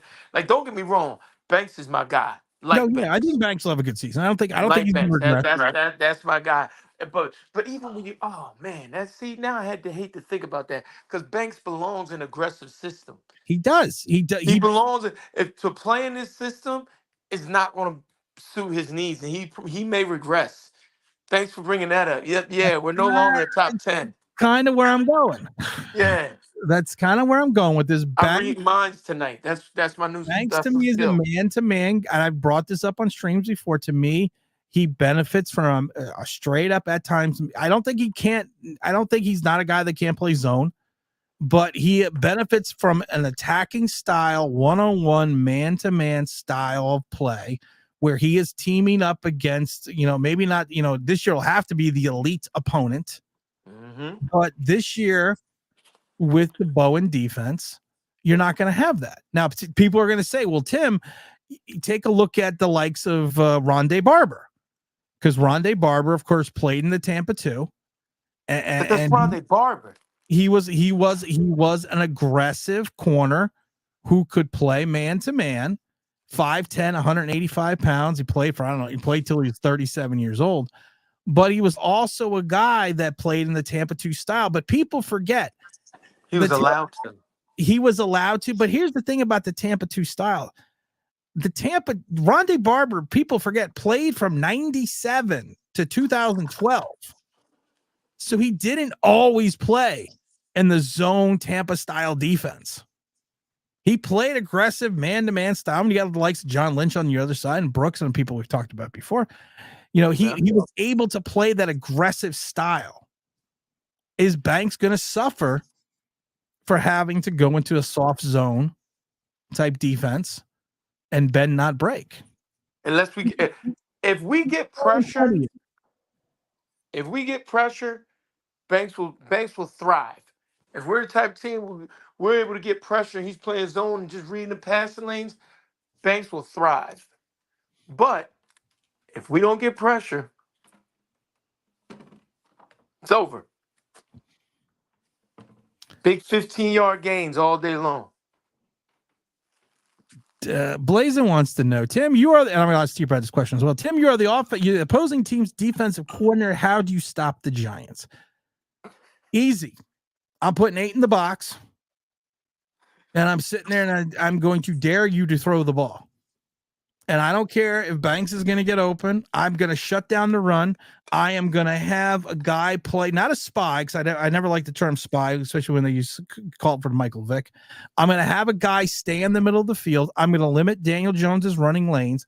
I'm going to make him stay in the pocket and make him go through his progressions, and then hope my secondary plays well against our talent, our outside talent, because to me, Darius Slayton is a second to maybe fourth wide receiver on a good team. Wan'Dale Robinson to me should be Darren Sproles, and you're going to have to hope that Hyatt figures it out and can get off the ball and not get knocked off his routes. And you got to hope they don't just shut down Neighbors, because that's what they're going to focus on. I would limit them to the short pass out of the backfield to the running back like they've already done, and I would make Daniel Jones throw. I like it. T, what are you going to do?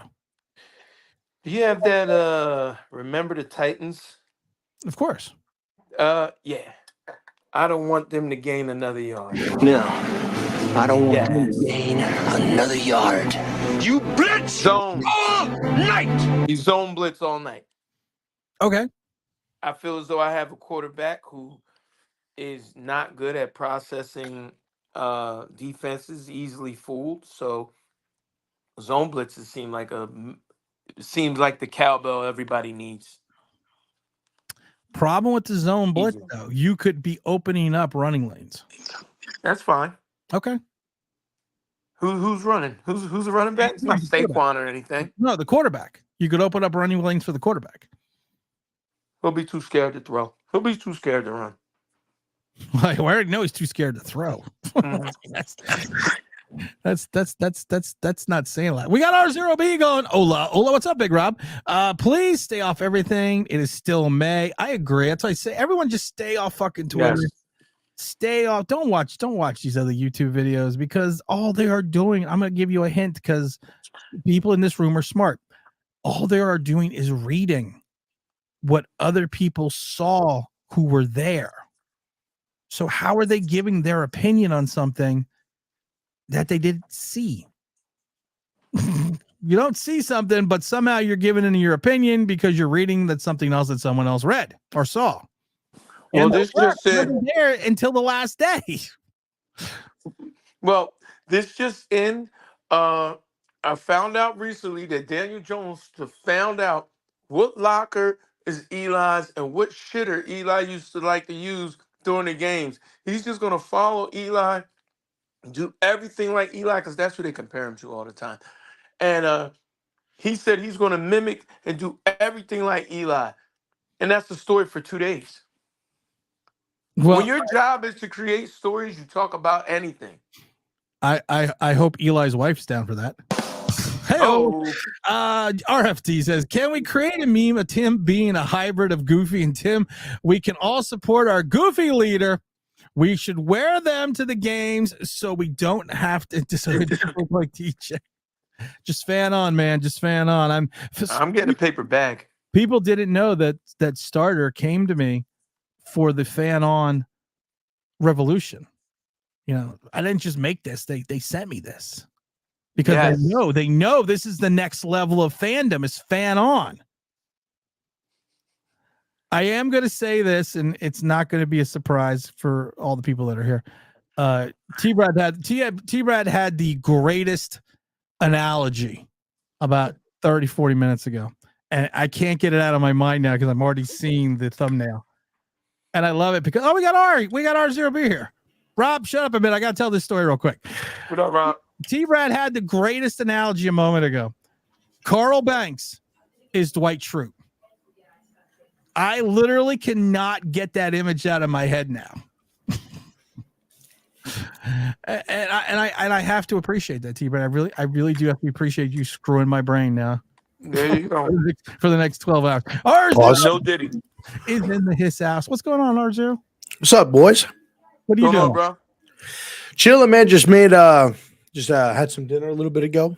Made some dinner, so just ate some dinner. Had a couple of pieces of tilapia with some rice and some corn on the cob that I made. So now just chilling, man. Just relaxing. I have a question I want to ask you because I asked T-Brad this question right now. Mm-hmm. Kayvon Thibodeau, Burns, Dexter Lawrence, and X. Let's say it's DJ Davidson. I say that if you look at it from the talent perspective, it's a top 10 defensive line. Mm-hmm. Do you agree? I agree. I don't think it's going to be DJ Davidson. I'm going to put I'm just Jordan saying, Riley there. Jordan Riley. Yes, because Jordan Riley outside of 3 plays was fucking awesome. But and one of them was in the Cowboy game. And then I think he had one the last week of the season. But it could be but you would consider that to be a top 10 talent line. I would think so. I would think so, just with the 3 guys that you named there. Yeah, you would think that. Now my question is going to ask you again with the ranking. You have Shane Bowen, who is a bend not break defense, a Tampa 2 style guy, who's don't give up the yards but don't let him score. You have really the likes of your best linebacker option is Bobby Okereke. You have a limited secondary, and outside of Brian Burns, you're hoping on a rookie, you're hoping on Pinnock, you're hoping on X on the slot or on the seconds or on the CB2.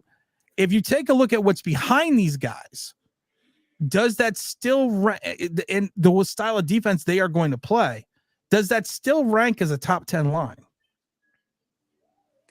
Yes. Okay. In my opinion, yes. Because I mean, when you go back to 07, you could say the same thing with OC, with Strahan, Justin Tuck, Tollefson, Alford, Fred Robbins, and I forgot the other guy that we had.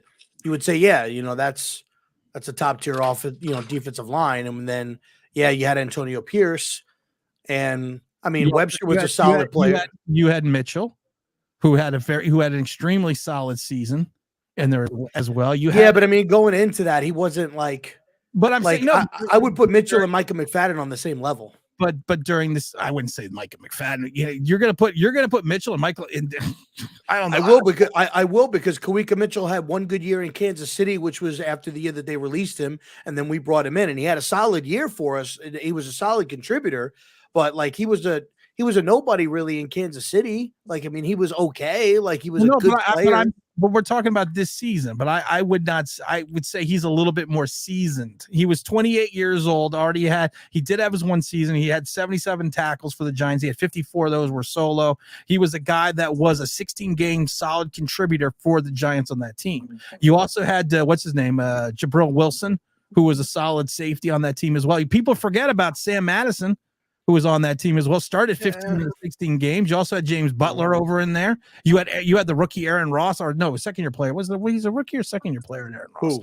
Who? Aaron Ross. That was his third year.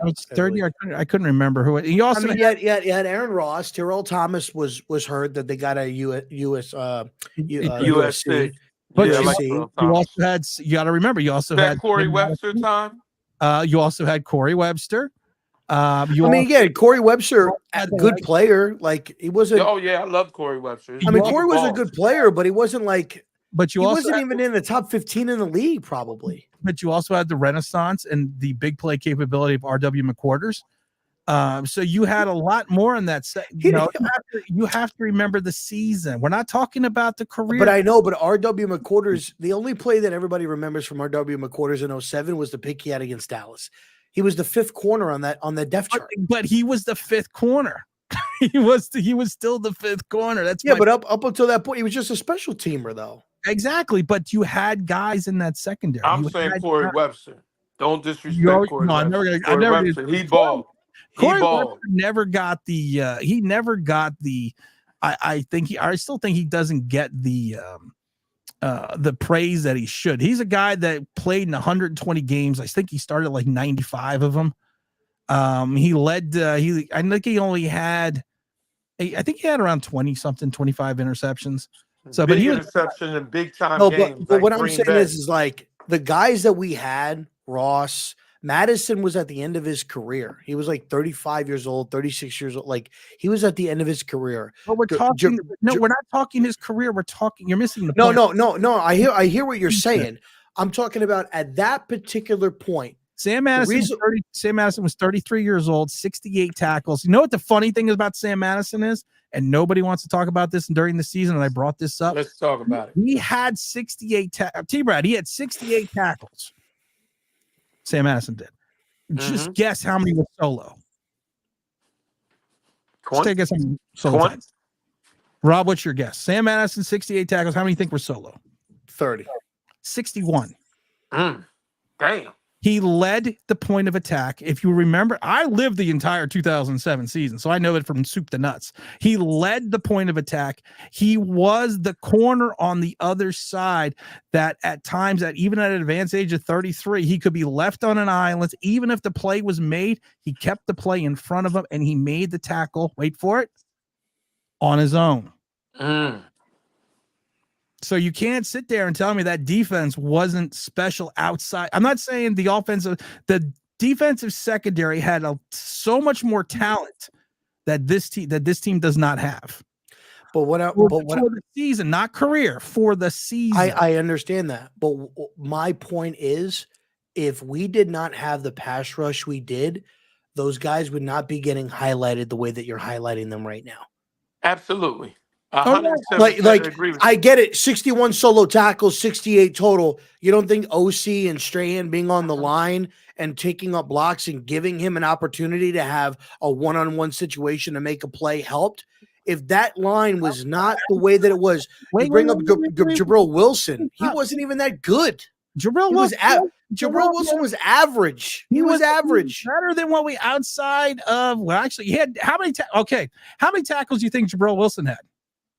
I think that year he had 92 tackles. Okay. Ask me how many tackles solo he had out of those 92. 60. 78. Again, 14 non-pilot leading the point of attack. you can do that when you have that kind of a line, though. How many sacks? But I don't think we have that kind of a We line. don't. I We don't. did. We did. No, We I'm talking about absolutely now. No. did. I'm talking about now. Now we're Well, talking. look, I'm not saying right now because we don't know. They haven't even stepped on the field yet and played a game together yet. So I don't know what we're going to be. People can speculate. Yeah, this when we bet on the ponies before they get in the Yeah, store. like people can speculate that what they're going to be, right? I'll say this. What I like is I like that Andre Patterson is working with the edge rushers and the outside linebackers. I like that. I think that he's going to make Brian Burns an even better player than what he is. He's going to help Kayvon Thibodeau and make him a better player what he is. The proof is in the pudding with him. His track record is good. Look at what he did with Danielle Hunter. Danielle Hunter had a lot of question marks coming out. He worked with him, and Danielle Hunter is one of the best pass rushers and run stoppers in this league. I have a question. Outside of Danielle Hunter, who else did he improve? They got a lot of good. Everson Griffin that they had, where he did wonders with. They had another guy that was in rotation there. But no, but give me more names. Everson Griffin. Okay, who else? Everson Griffin. He also worked with the D tackles that they had there. But who's the D tackle? Linval Joseph. He was working with that was working there. Linval Joseph had some of the. He was probably a top 15 defensive tackle. So easy to get Rob riled up. It is just. It's not even a. I like Linval Joseph with us. Linval Joseph was already a player with us. Tim doesn't like that I bring up Andre Patterson because I shit on his guy fucking Bobby Johnson because Bobby Johnson's terrible. We all know you're a Bobby Johnson lover. We already fuck Bobby Johnson. You might want to. I don't know, man. Absolutely. Pause, Tim. Pause. That's the way. That's no the way Diddy. Run. They say no Diddy now. no Diddy now, man. No Diddy, now. bro. No Diddy. No Diddy. Here's the thing about this, and we talked about this earlier in the show. And I know you hate Bobby Johnson, and we always go with Bobby Johnson with you because you always get all riled up about it. But here's the thing about Bobby Johnson. Here's the thing about Mark Colombo. Here's the thing about the offensive offensive line coaches that we brought in that have been here for years. And T-Brad and I were talking about this. You never think the fact that, and people are like, well, now they're probably going to learn stunts and how to pick up stunts. Do people not ever think they taught them this? Maybe it was just the talent that we had on the line and not the tutelage of the talent. Maybe you could teach it, but if the talent sucks, the talent sucks. But that's the point. Mark Colombo was this great god of offensive line coaches in Dallas because the talent was there and they were picking up stunts. He comes here, limited talent. They can't pick up a stunt. But to be fair though, I think that's fault. Look. I'm not going to go with the Mark Colombo stuff because when Mark Colombo came here, and I don't know what Mark Colombo would have been, his ass got fired by Joe Judge before he really even got an opportunity. But you had Travis Frederick, you had Tyron Smith, you had Zach Martin. Like they had cornerstone pieces there. Like they had top tier players. That were there. We don't have that, and we didn't even have that when Mark Colombo came here. And the only guy in the line we have is Andrew Thomas. Is he missing? That's what we were just talking about. Maybe it's not the offensive line coach. But listen, I am not ruling out that the talent could be an issue, but you don't know what the talent is when this guy is like they invested into the offensive line. Mark Lewinsky, when he came here, wasn't like a scrub type of a player. He was a decent football player. Decent. When he was with Indianapolis. Granted, he had a top center there in Ryan Kelly. He was playing next to Braden Smith, who was a good right tackle in the league. But he comes here and he looks awful. He looks terrible. So, but Cameron Brasillo, after fuck is that coach's name? The head coach that was there last year, Josh McDaniels. After Josh McDaniels left, they were one of the best rushing offenses in the league from the time that he left. Like they were up there. And you have guys like Jermaine Illuminor who came in, who had 2 good years with him. Their center that they got was good was good. Had a good year. Colton Miller was still good. So like, I'm going to give him an opportunity and a chance. But I can't say it's the talent when I believe that the coaching was just bad. They had bad offensive line coaching. Bobby Johnson, I'm sorry, but the guy said that what's that lineman's name who went to the Browns, who's a big time for the Browns right now? No idea.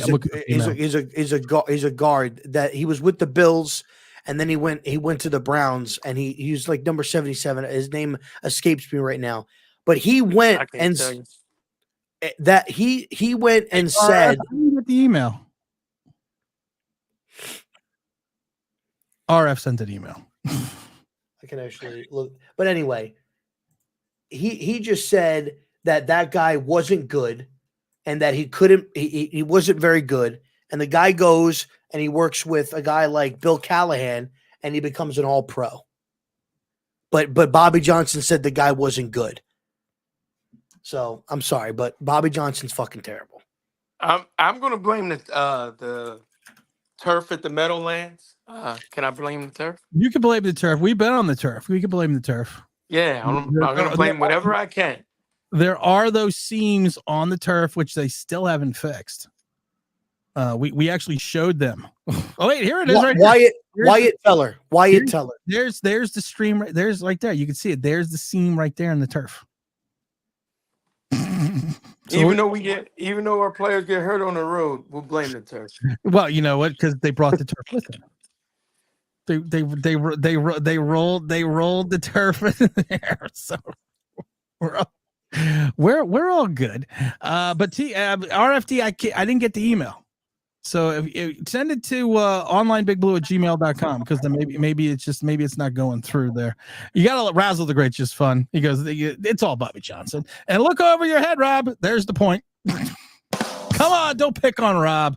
Let's see here. With every Giant defensive back that drafted, the draft report said they've known for falling for double moves. So if the other team does some trickery, i.e. the 49ers, they are about to get cooked. I mean, well, that's college. So, you know, we have to wait and see what they we have to wait and see what they do in the pros. We don't know what they're going to do yet. Like I said, that may be, they may be susceptible to double moves. And, you know, there was talking that certain corners in our team used to be very handsy. And, you know, Eli Apple, who's very handsy, is somehow still in the league. And did he? He's still very handsy. But it's where's the other guy, the great corner that we got out of Georgia? Where's that guy? DeAndre Baker? Yeah, where's that guy? He's not even playing in the league anymore. Exactly. One of the worst picks ever. One of the worst picks ever. DeAndre Baker. If we had to think about this, would we say that DeAndre Baker was one of the worst picks for the New York Giants? Absolutely, because we moved up to get him. Absolutely. Who moved up to get that? Would you? I mean, I understand that we moved up to get him, but is he truly the worst pick that we've ever made, in your opinion? We'll start with you, Brad. Is there any other pick you can think of? Kadarius Toney. I would go Daniel Jones, honestly. And I'm just going recent times because I can go back to like Thomas Hill, that wide receiver we got out of Indiana the one year. You got Daniel in the same draft. Yeah, I can go there, but I think Daniel Jones is probably the worst pick. But I put DeAndre Baker up there pretty good because we moved back in the first round to get him. Like we had a lot of holes to fix, and we just moved up to get him. And man, he sucked. What if there was a guy, maybe, and some people will remember him. What if there was a draft and we took a guy, 5th overall? And some people that went after him were the likes of Eddie George, Marvin Harrison, and Ray Lewis. And this guy never panned out. And then it turned out that he had vision problems and was pretty much legally blind in one eye. And the Giants didn't know about Cedric Jones being legally blind in one eye when they took him 5th overall, and he had 15 tackles in 5 seasons for the Giants. Come on, that's worse than DeAndre Baker. Well, actually, I blame the Giants offense for that and defense, because I think we won like a meaningless game because before that you missed out on Simeon Rice that year. Yes, we missed that on Simeon Rice. Was Simeon went to Cardinals, right? Did he go to Cardinals? Yeah, Yeah, he went to the Cardinals. Tampa got him in a trade, or he was a Definitely free got agent or something. Yeah. Trade or free agency. Was Yeah, Jonathan Ogden in that same draft? Who?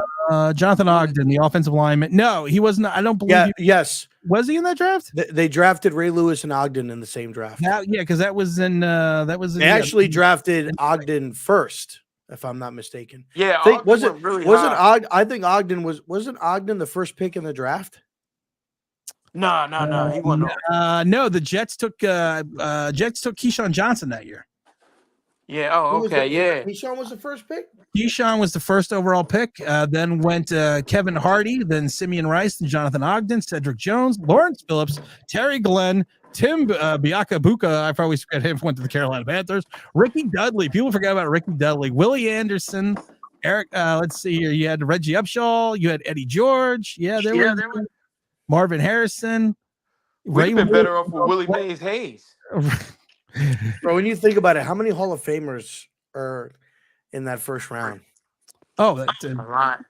People also forget that we got Amani Toomer in that draft. Yes. We got Toomer in the in the second round. It was the second One round. of my favorite Giants. I mean, then you also had people. It's funny. Terrell Owens went in this draft. Teddy Bruschi went into the draft. Owens wasn't a first round pick, wasn't he? He was like a second or third rounder. Yeah. JJ Stokes might have been the first rounder that year for them. Actually, Terrell Owens was a third rounder that year.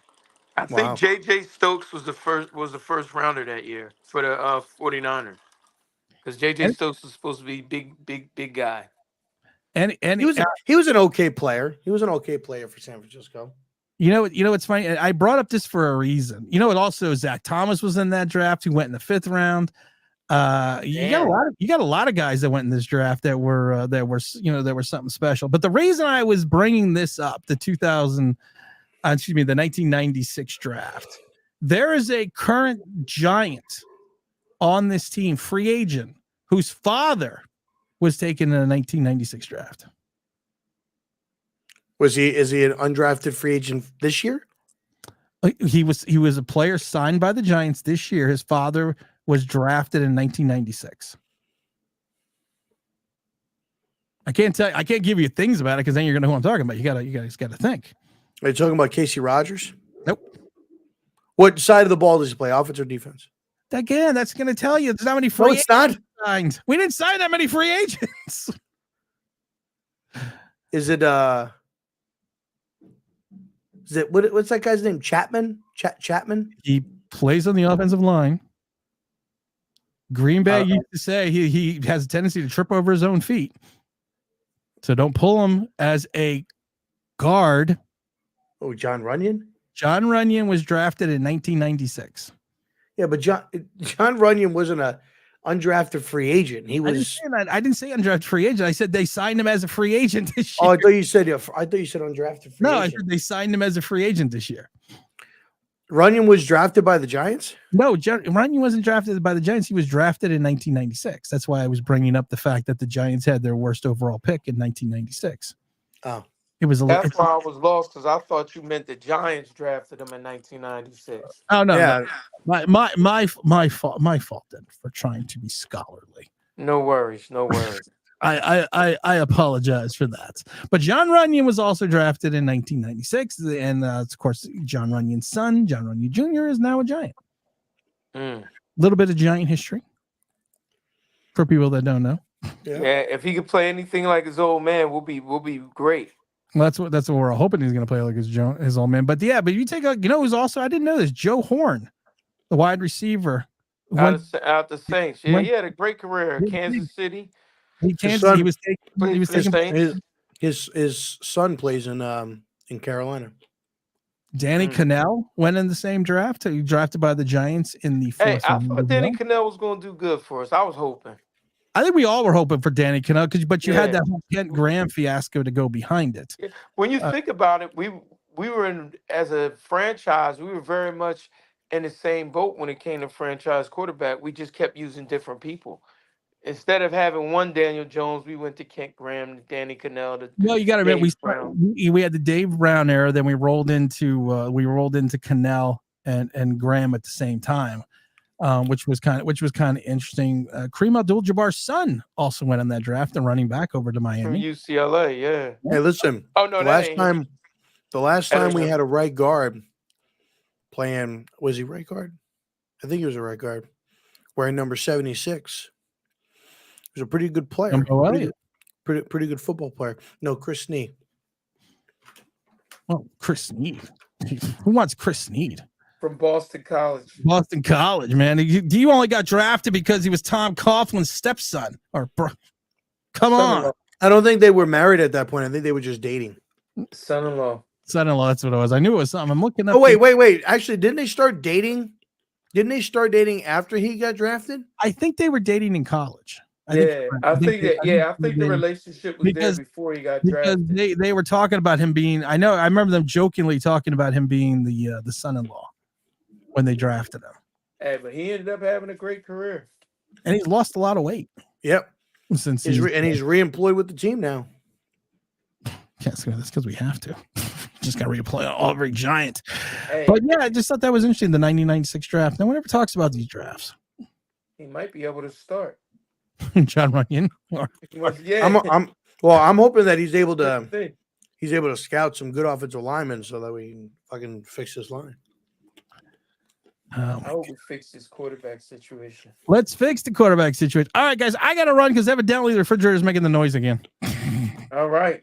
So evidently I didn't fix the refrigerator. I'm going to have to go and take the refrigerator back off the damn thing and run the vacuum to the fan. I think that's what's causing this issue. But I want to thank everyone for coming in. I do have to run out real quick. So hopefully it's not the hose for the water either. So if the kitchen's not flooding, I want to thank everyone for tuning in. As always, it's been a fun time. We got to thank R0B, got to thank Big Old T-Brad. And as always, don't forget to like, don't forget to subscribe, don't forget to ring that bell. You want to know why? Do the monkey with me. Monkey with me. We're out of here. Peace. All right. Say bye to Dwight Schrute. Oh, he's out. He took off. He's out. He didn't even hit the end stream button. Nah. We're still live. We're still live on his channel right now. He doesn't even realize it. We're still live. All right, ladies and gentlemen, you're going to get the real entertainment now. This is the takeover. This is the online Big Blue takeover with T-Brad and the Dawes. It'll be coming in hot right now. So now this would be trolling on another level to just take the stream off for like no, listen. He ran for his life. Yeah. So listen, we got to hold it down until he realizes that he's still alive and he comes back. Should I text him? Yo, you still live, bro? Yeah. We're holding it down for you. Yeah, text him like, yo, we're still live. This could be like a 7-hour stream. Next thing you know, we're watching daggone video games.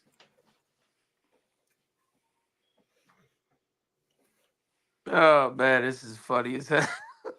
Yo, this is the takeover of all takeovers. Accidental. Yeah, next year we're going to. Yeah, who do we want for quarterback next year? That's what we got to get into. How we think this damn defense is going to be. If the defense is any good, at least we have half a chance.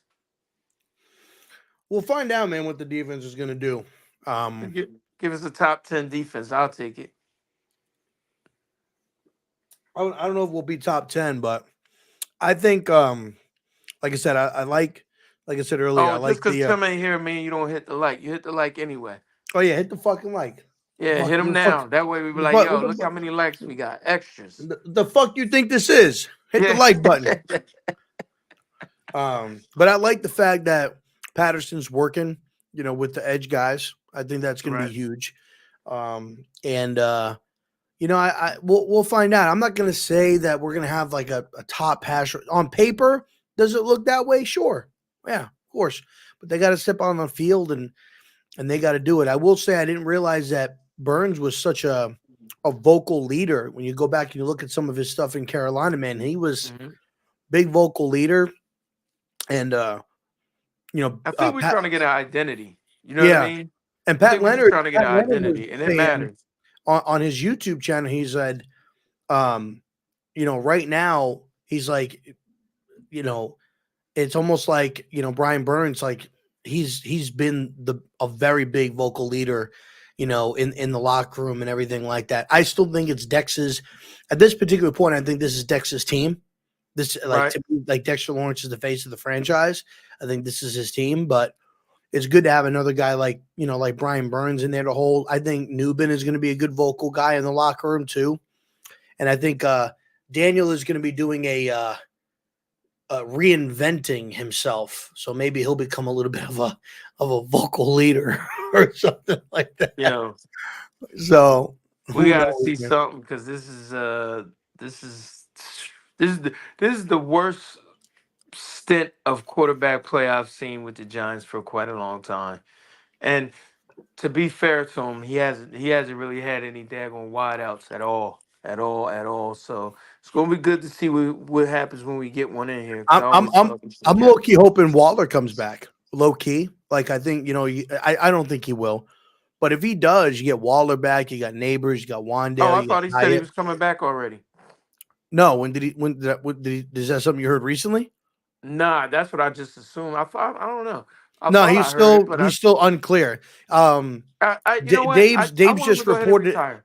Dave just said it last, like because he was asked a question like last week, or was it this week or something like that during OTAs, and he said that he has no news right now whether when or if Waller or Slayton will return. Well, my thing is, let's let Waller go ahead and retire. Go ahead, make a career of it, man. Go make your rap albums and hang out and do what you got to do because I want to see what the young people can do. Like people were talking about Bellinger earlier, and then the young boy that we He's got not out. even at OTAs. Bellinger, Yeah, well, even the young boy that we got from Penn State. Theo Let Johnson. Yeah, Waller go ahead and walk. Go ahead and quit, man. we'll see. I I think think I don't know how I feel about Darius Slayton. I think he's a good player. Don't care if he's here or not. But if I had the choice right now, I'd fucking trade his ass and get him out of here. here's the thing: Darius Slayton is used to being okay. He's used to being the best player. He's used to being the smartest kid in summer school. When he gets back to real school, it ain't the same way. You know what I'm saying? So he's used to that wide receiver room being so bad. You know what I'm saying? He's used to that wide receiver room being so bad where he's making demands and he's kind of the guy where there really are no guys. Yeah, And now that they got Malik Neighbors, the bar's been set a little higher. And it's so many wide receivers there. The competition's like he hasn't done anything to say, hey, I'm the guy here. yeah. Hold me a spot. You got to come in and But he's work like not. everybody And else. the thing is too, like they gave him a 2-year deal. He's not really part of the. At this point, they didn't view him part as the future plans. And you got a guy in Hyatt that can basically do the exact same thing that he's doing. And he was taking some of the reps last year, like towards the back end of the year, like he was getting a lot of the reps. So, like I would just let Hyatt play. Like, why are you gonna? If if we draft it good and everything comes out the way it should be Malik Neighbors, it should be Wandale Robinson, To be and Hyatt? it should be Hyatt and you be Hodgins in there for goal line type catches. But we should be able to put that speed out there because that's the way the game's played today. It's not the slow run pass Yeah, offense of the old days. This offense is about getting fast people in space so they can make moves. yeah, You know what I mean? A bigger, taller, and because we used to always basically say the smaller player, oh, he's too small, he's too this. But now you're seeing these smaller players, as long as they quick and can get out the way, it's hard for a bigger person to break down to go tackle someone smaller. So these guys are out here getting it done. So yeah. we'll see, we'll see. But For sure, man. The line is going to be the offensive line is going to be key on how they set that up. I know everybody's like losing their shit about where they had Runyon and is and Illuminor and Azudu playing left tackle. Like, there's no reason for Andrew Thomas to really be out there, right now. Right. So I don't have an issue with that. And then, so you got to see what you got with the offensive line, and the quarterback play is what it is, man. He's got to play good, man. I can't have the conversation anymore of, he's a bad quarterback, or he's not good, and he's not good for this team. If people want to hold out hope that he's going to turn into this, all pro quarterback or something like that, hey, more power to you. Hold out the hope. I'm done. I'm out with it. I know what he is. We all know what he is. Him going out in front of a podium and saying, I'm going to be reinventing myself. Okay, good for you. This isn't like, you're not going to fucking therapy. You're not getting out the joint, after 10 years, serving 10 years. And like, what, I got to change, I got to change the way people view me. I'm no longer a criminal. I'm actually a good person. Like, bro, like you don't play the position well, but you know what? They brought you back. Now you got to play good. You got no excuses. You got a weapon. You got running back by committee. Your head coach is going to be calling plays more than likely. They updated the defense, sustained fucking drives, and put points on the board. And if you're not, then at that point, I'm not going to blame. At that point, I'm not going to blame and hold Daniel Jones responsible. I'm going to hold the head coach responsible. I'm going to hold the GM responsible. Why? Because they made this decision. They chose this decision. If it's not going good, make the decision to take him out and put in somebody else. And if you don't, and you continue to struggle, you know what? Then that's on you and that's on the GM. I'm not going to put that on Daniel Jones. So I want to know the over under on who gets hurt. Every off season we lose a starter.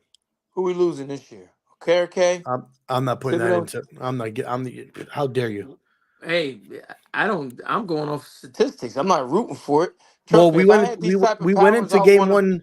We went If into I week had these one type last of year powers, healthy. I'd have hit the Powerball a long time ago. If We I could went just into talk it into week existence. one last year healthy. Nobody had any injuries last year going into week one. We didn't have Thomas out, left tackle. No. Thomas was healthy going into the game. For real? Yeah. Yeah, we always have somebody out. The team was, as far as the starters, whole team was healthy going into that game. And still we had 4 scoreless quarters. Damn. Yep. I mean, Thomas got hurt in that game. Gano got hurt in that game. And then Barkley got hurt the following week in Arizona. I mean, all of the injuries took place week one. So Yeah. we'll see. They're going to be home week one. 1:00 game. Who, Minnesota? Yep, against Minnesota. I don't know if you noticed too, but like a lot of our game, I think we only have like one or two. Like we have one. We have the Thursday night game. I think we have one Sunday night game. And then after that, I don't think we have a Monday night game. But every other game, Thank except you. for like maybe two, are all 1:00 games. They're all 1:00. Yeah, like we should have to earn our way back to a nationally televised game because we usually don't play too good. Yep. But you know what? I'm gonna take it on down. I gotta do a little bit of work before I go to bed. But good talking to you, brother. And For hopefully, sure. when we leave, the stream will stop as it intended I to. I don't I don't think it I don't think it will. I don't think it will. So, but All you right. take it Well, easy. he'll edit all the dead air. Yeah, I'm sure he will. All right, bro. Take care. Later. Peace. Well, here we are, chat. We are still live.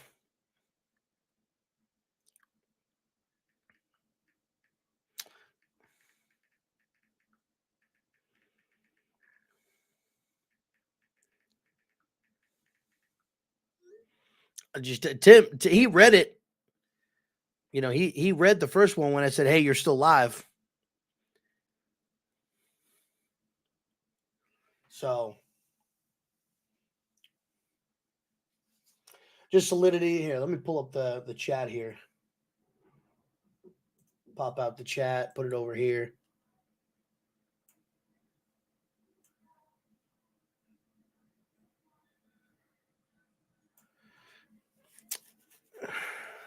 We're still here. Yeah, that's right, Miguel. Just solidify the offensive line. We'll find out if DJ is a QB or not. I mean, that's right, Chris. I mean, but at the end of the day, look, I'm hoping for good offensive line play, right? And if you got good offensive line play and you definitely have the weapons now, you should be able to produce at a high level. So we'll find out, right? He's the quarterback, so he's gotta do his thing. Like he's the quarterback, right? So he's gotta go out there and he's gotta prove it and show it. Do I believe he will? No. But is it wrong to say that he needs to go out there and do it? Sure. No, nothing wrong with it at all. Nothing wrong with it at all. Defensively, I'm excited. Like the things that I'm excited for, going into this season, I'm excited for Wandale Robinson. I'm excited to see what the offensive line is capable to do. I'm excited to see Malik Neighbors and what he's able to produce. I'm excited for the defensive line to see what Kayvon and Brian Burns and Dexter Lawrence are going to be able to do together. It looks like Jordan Riley slimmed down. If you go and you look at some of the videos, it looks like he slimmed down, try to get a little bit more explosive. So there could be a possibility. And I know that Andre Patterson was like really high on him. So there's a chance that they give him a shot at a 3-tech. Micah McFadden has, more to prove. You got the guy that they took in the 7th round from UCLA. Don't know what he's going to do. And then this is going to be different for Bobby O, right? So Bobby O's got to go ahead and, this is a different system, right? So, no problem, Tim. No problem, man. Whenever you get the chance to end it, man, you just go ahead and end it. I'll hold it down for you. They didn't want to just like leave it here with a black screen. Fridge is flooding. Good God. I'll hold it down for you. The biggest question though is the defensive backs. Defensive backs is the biggest question. Going to end. All right. When I see the live here, end, then I'll just bounce out. But I don't excite as long as we have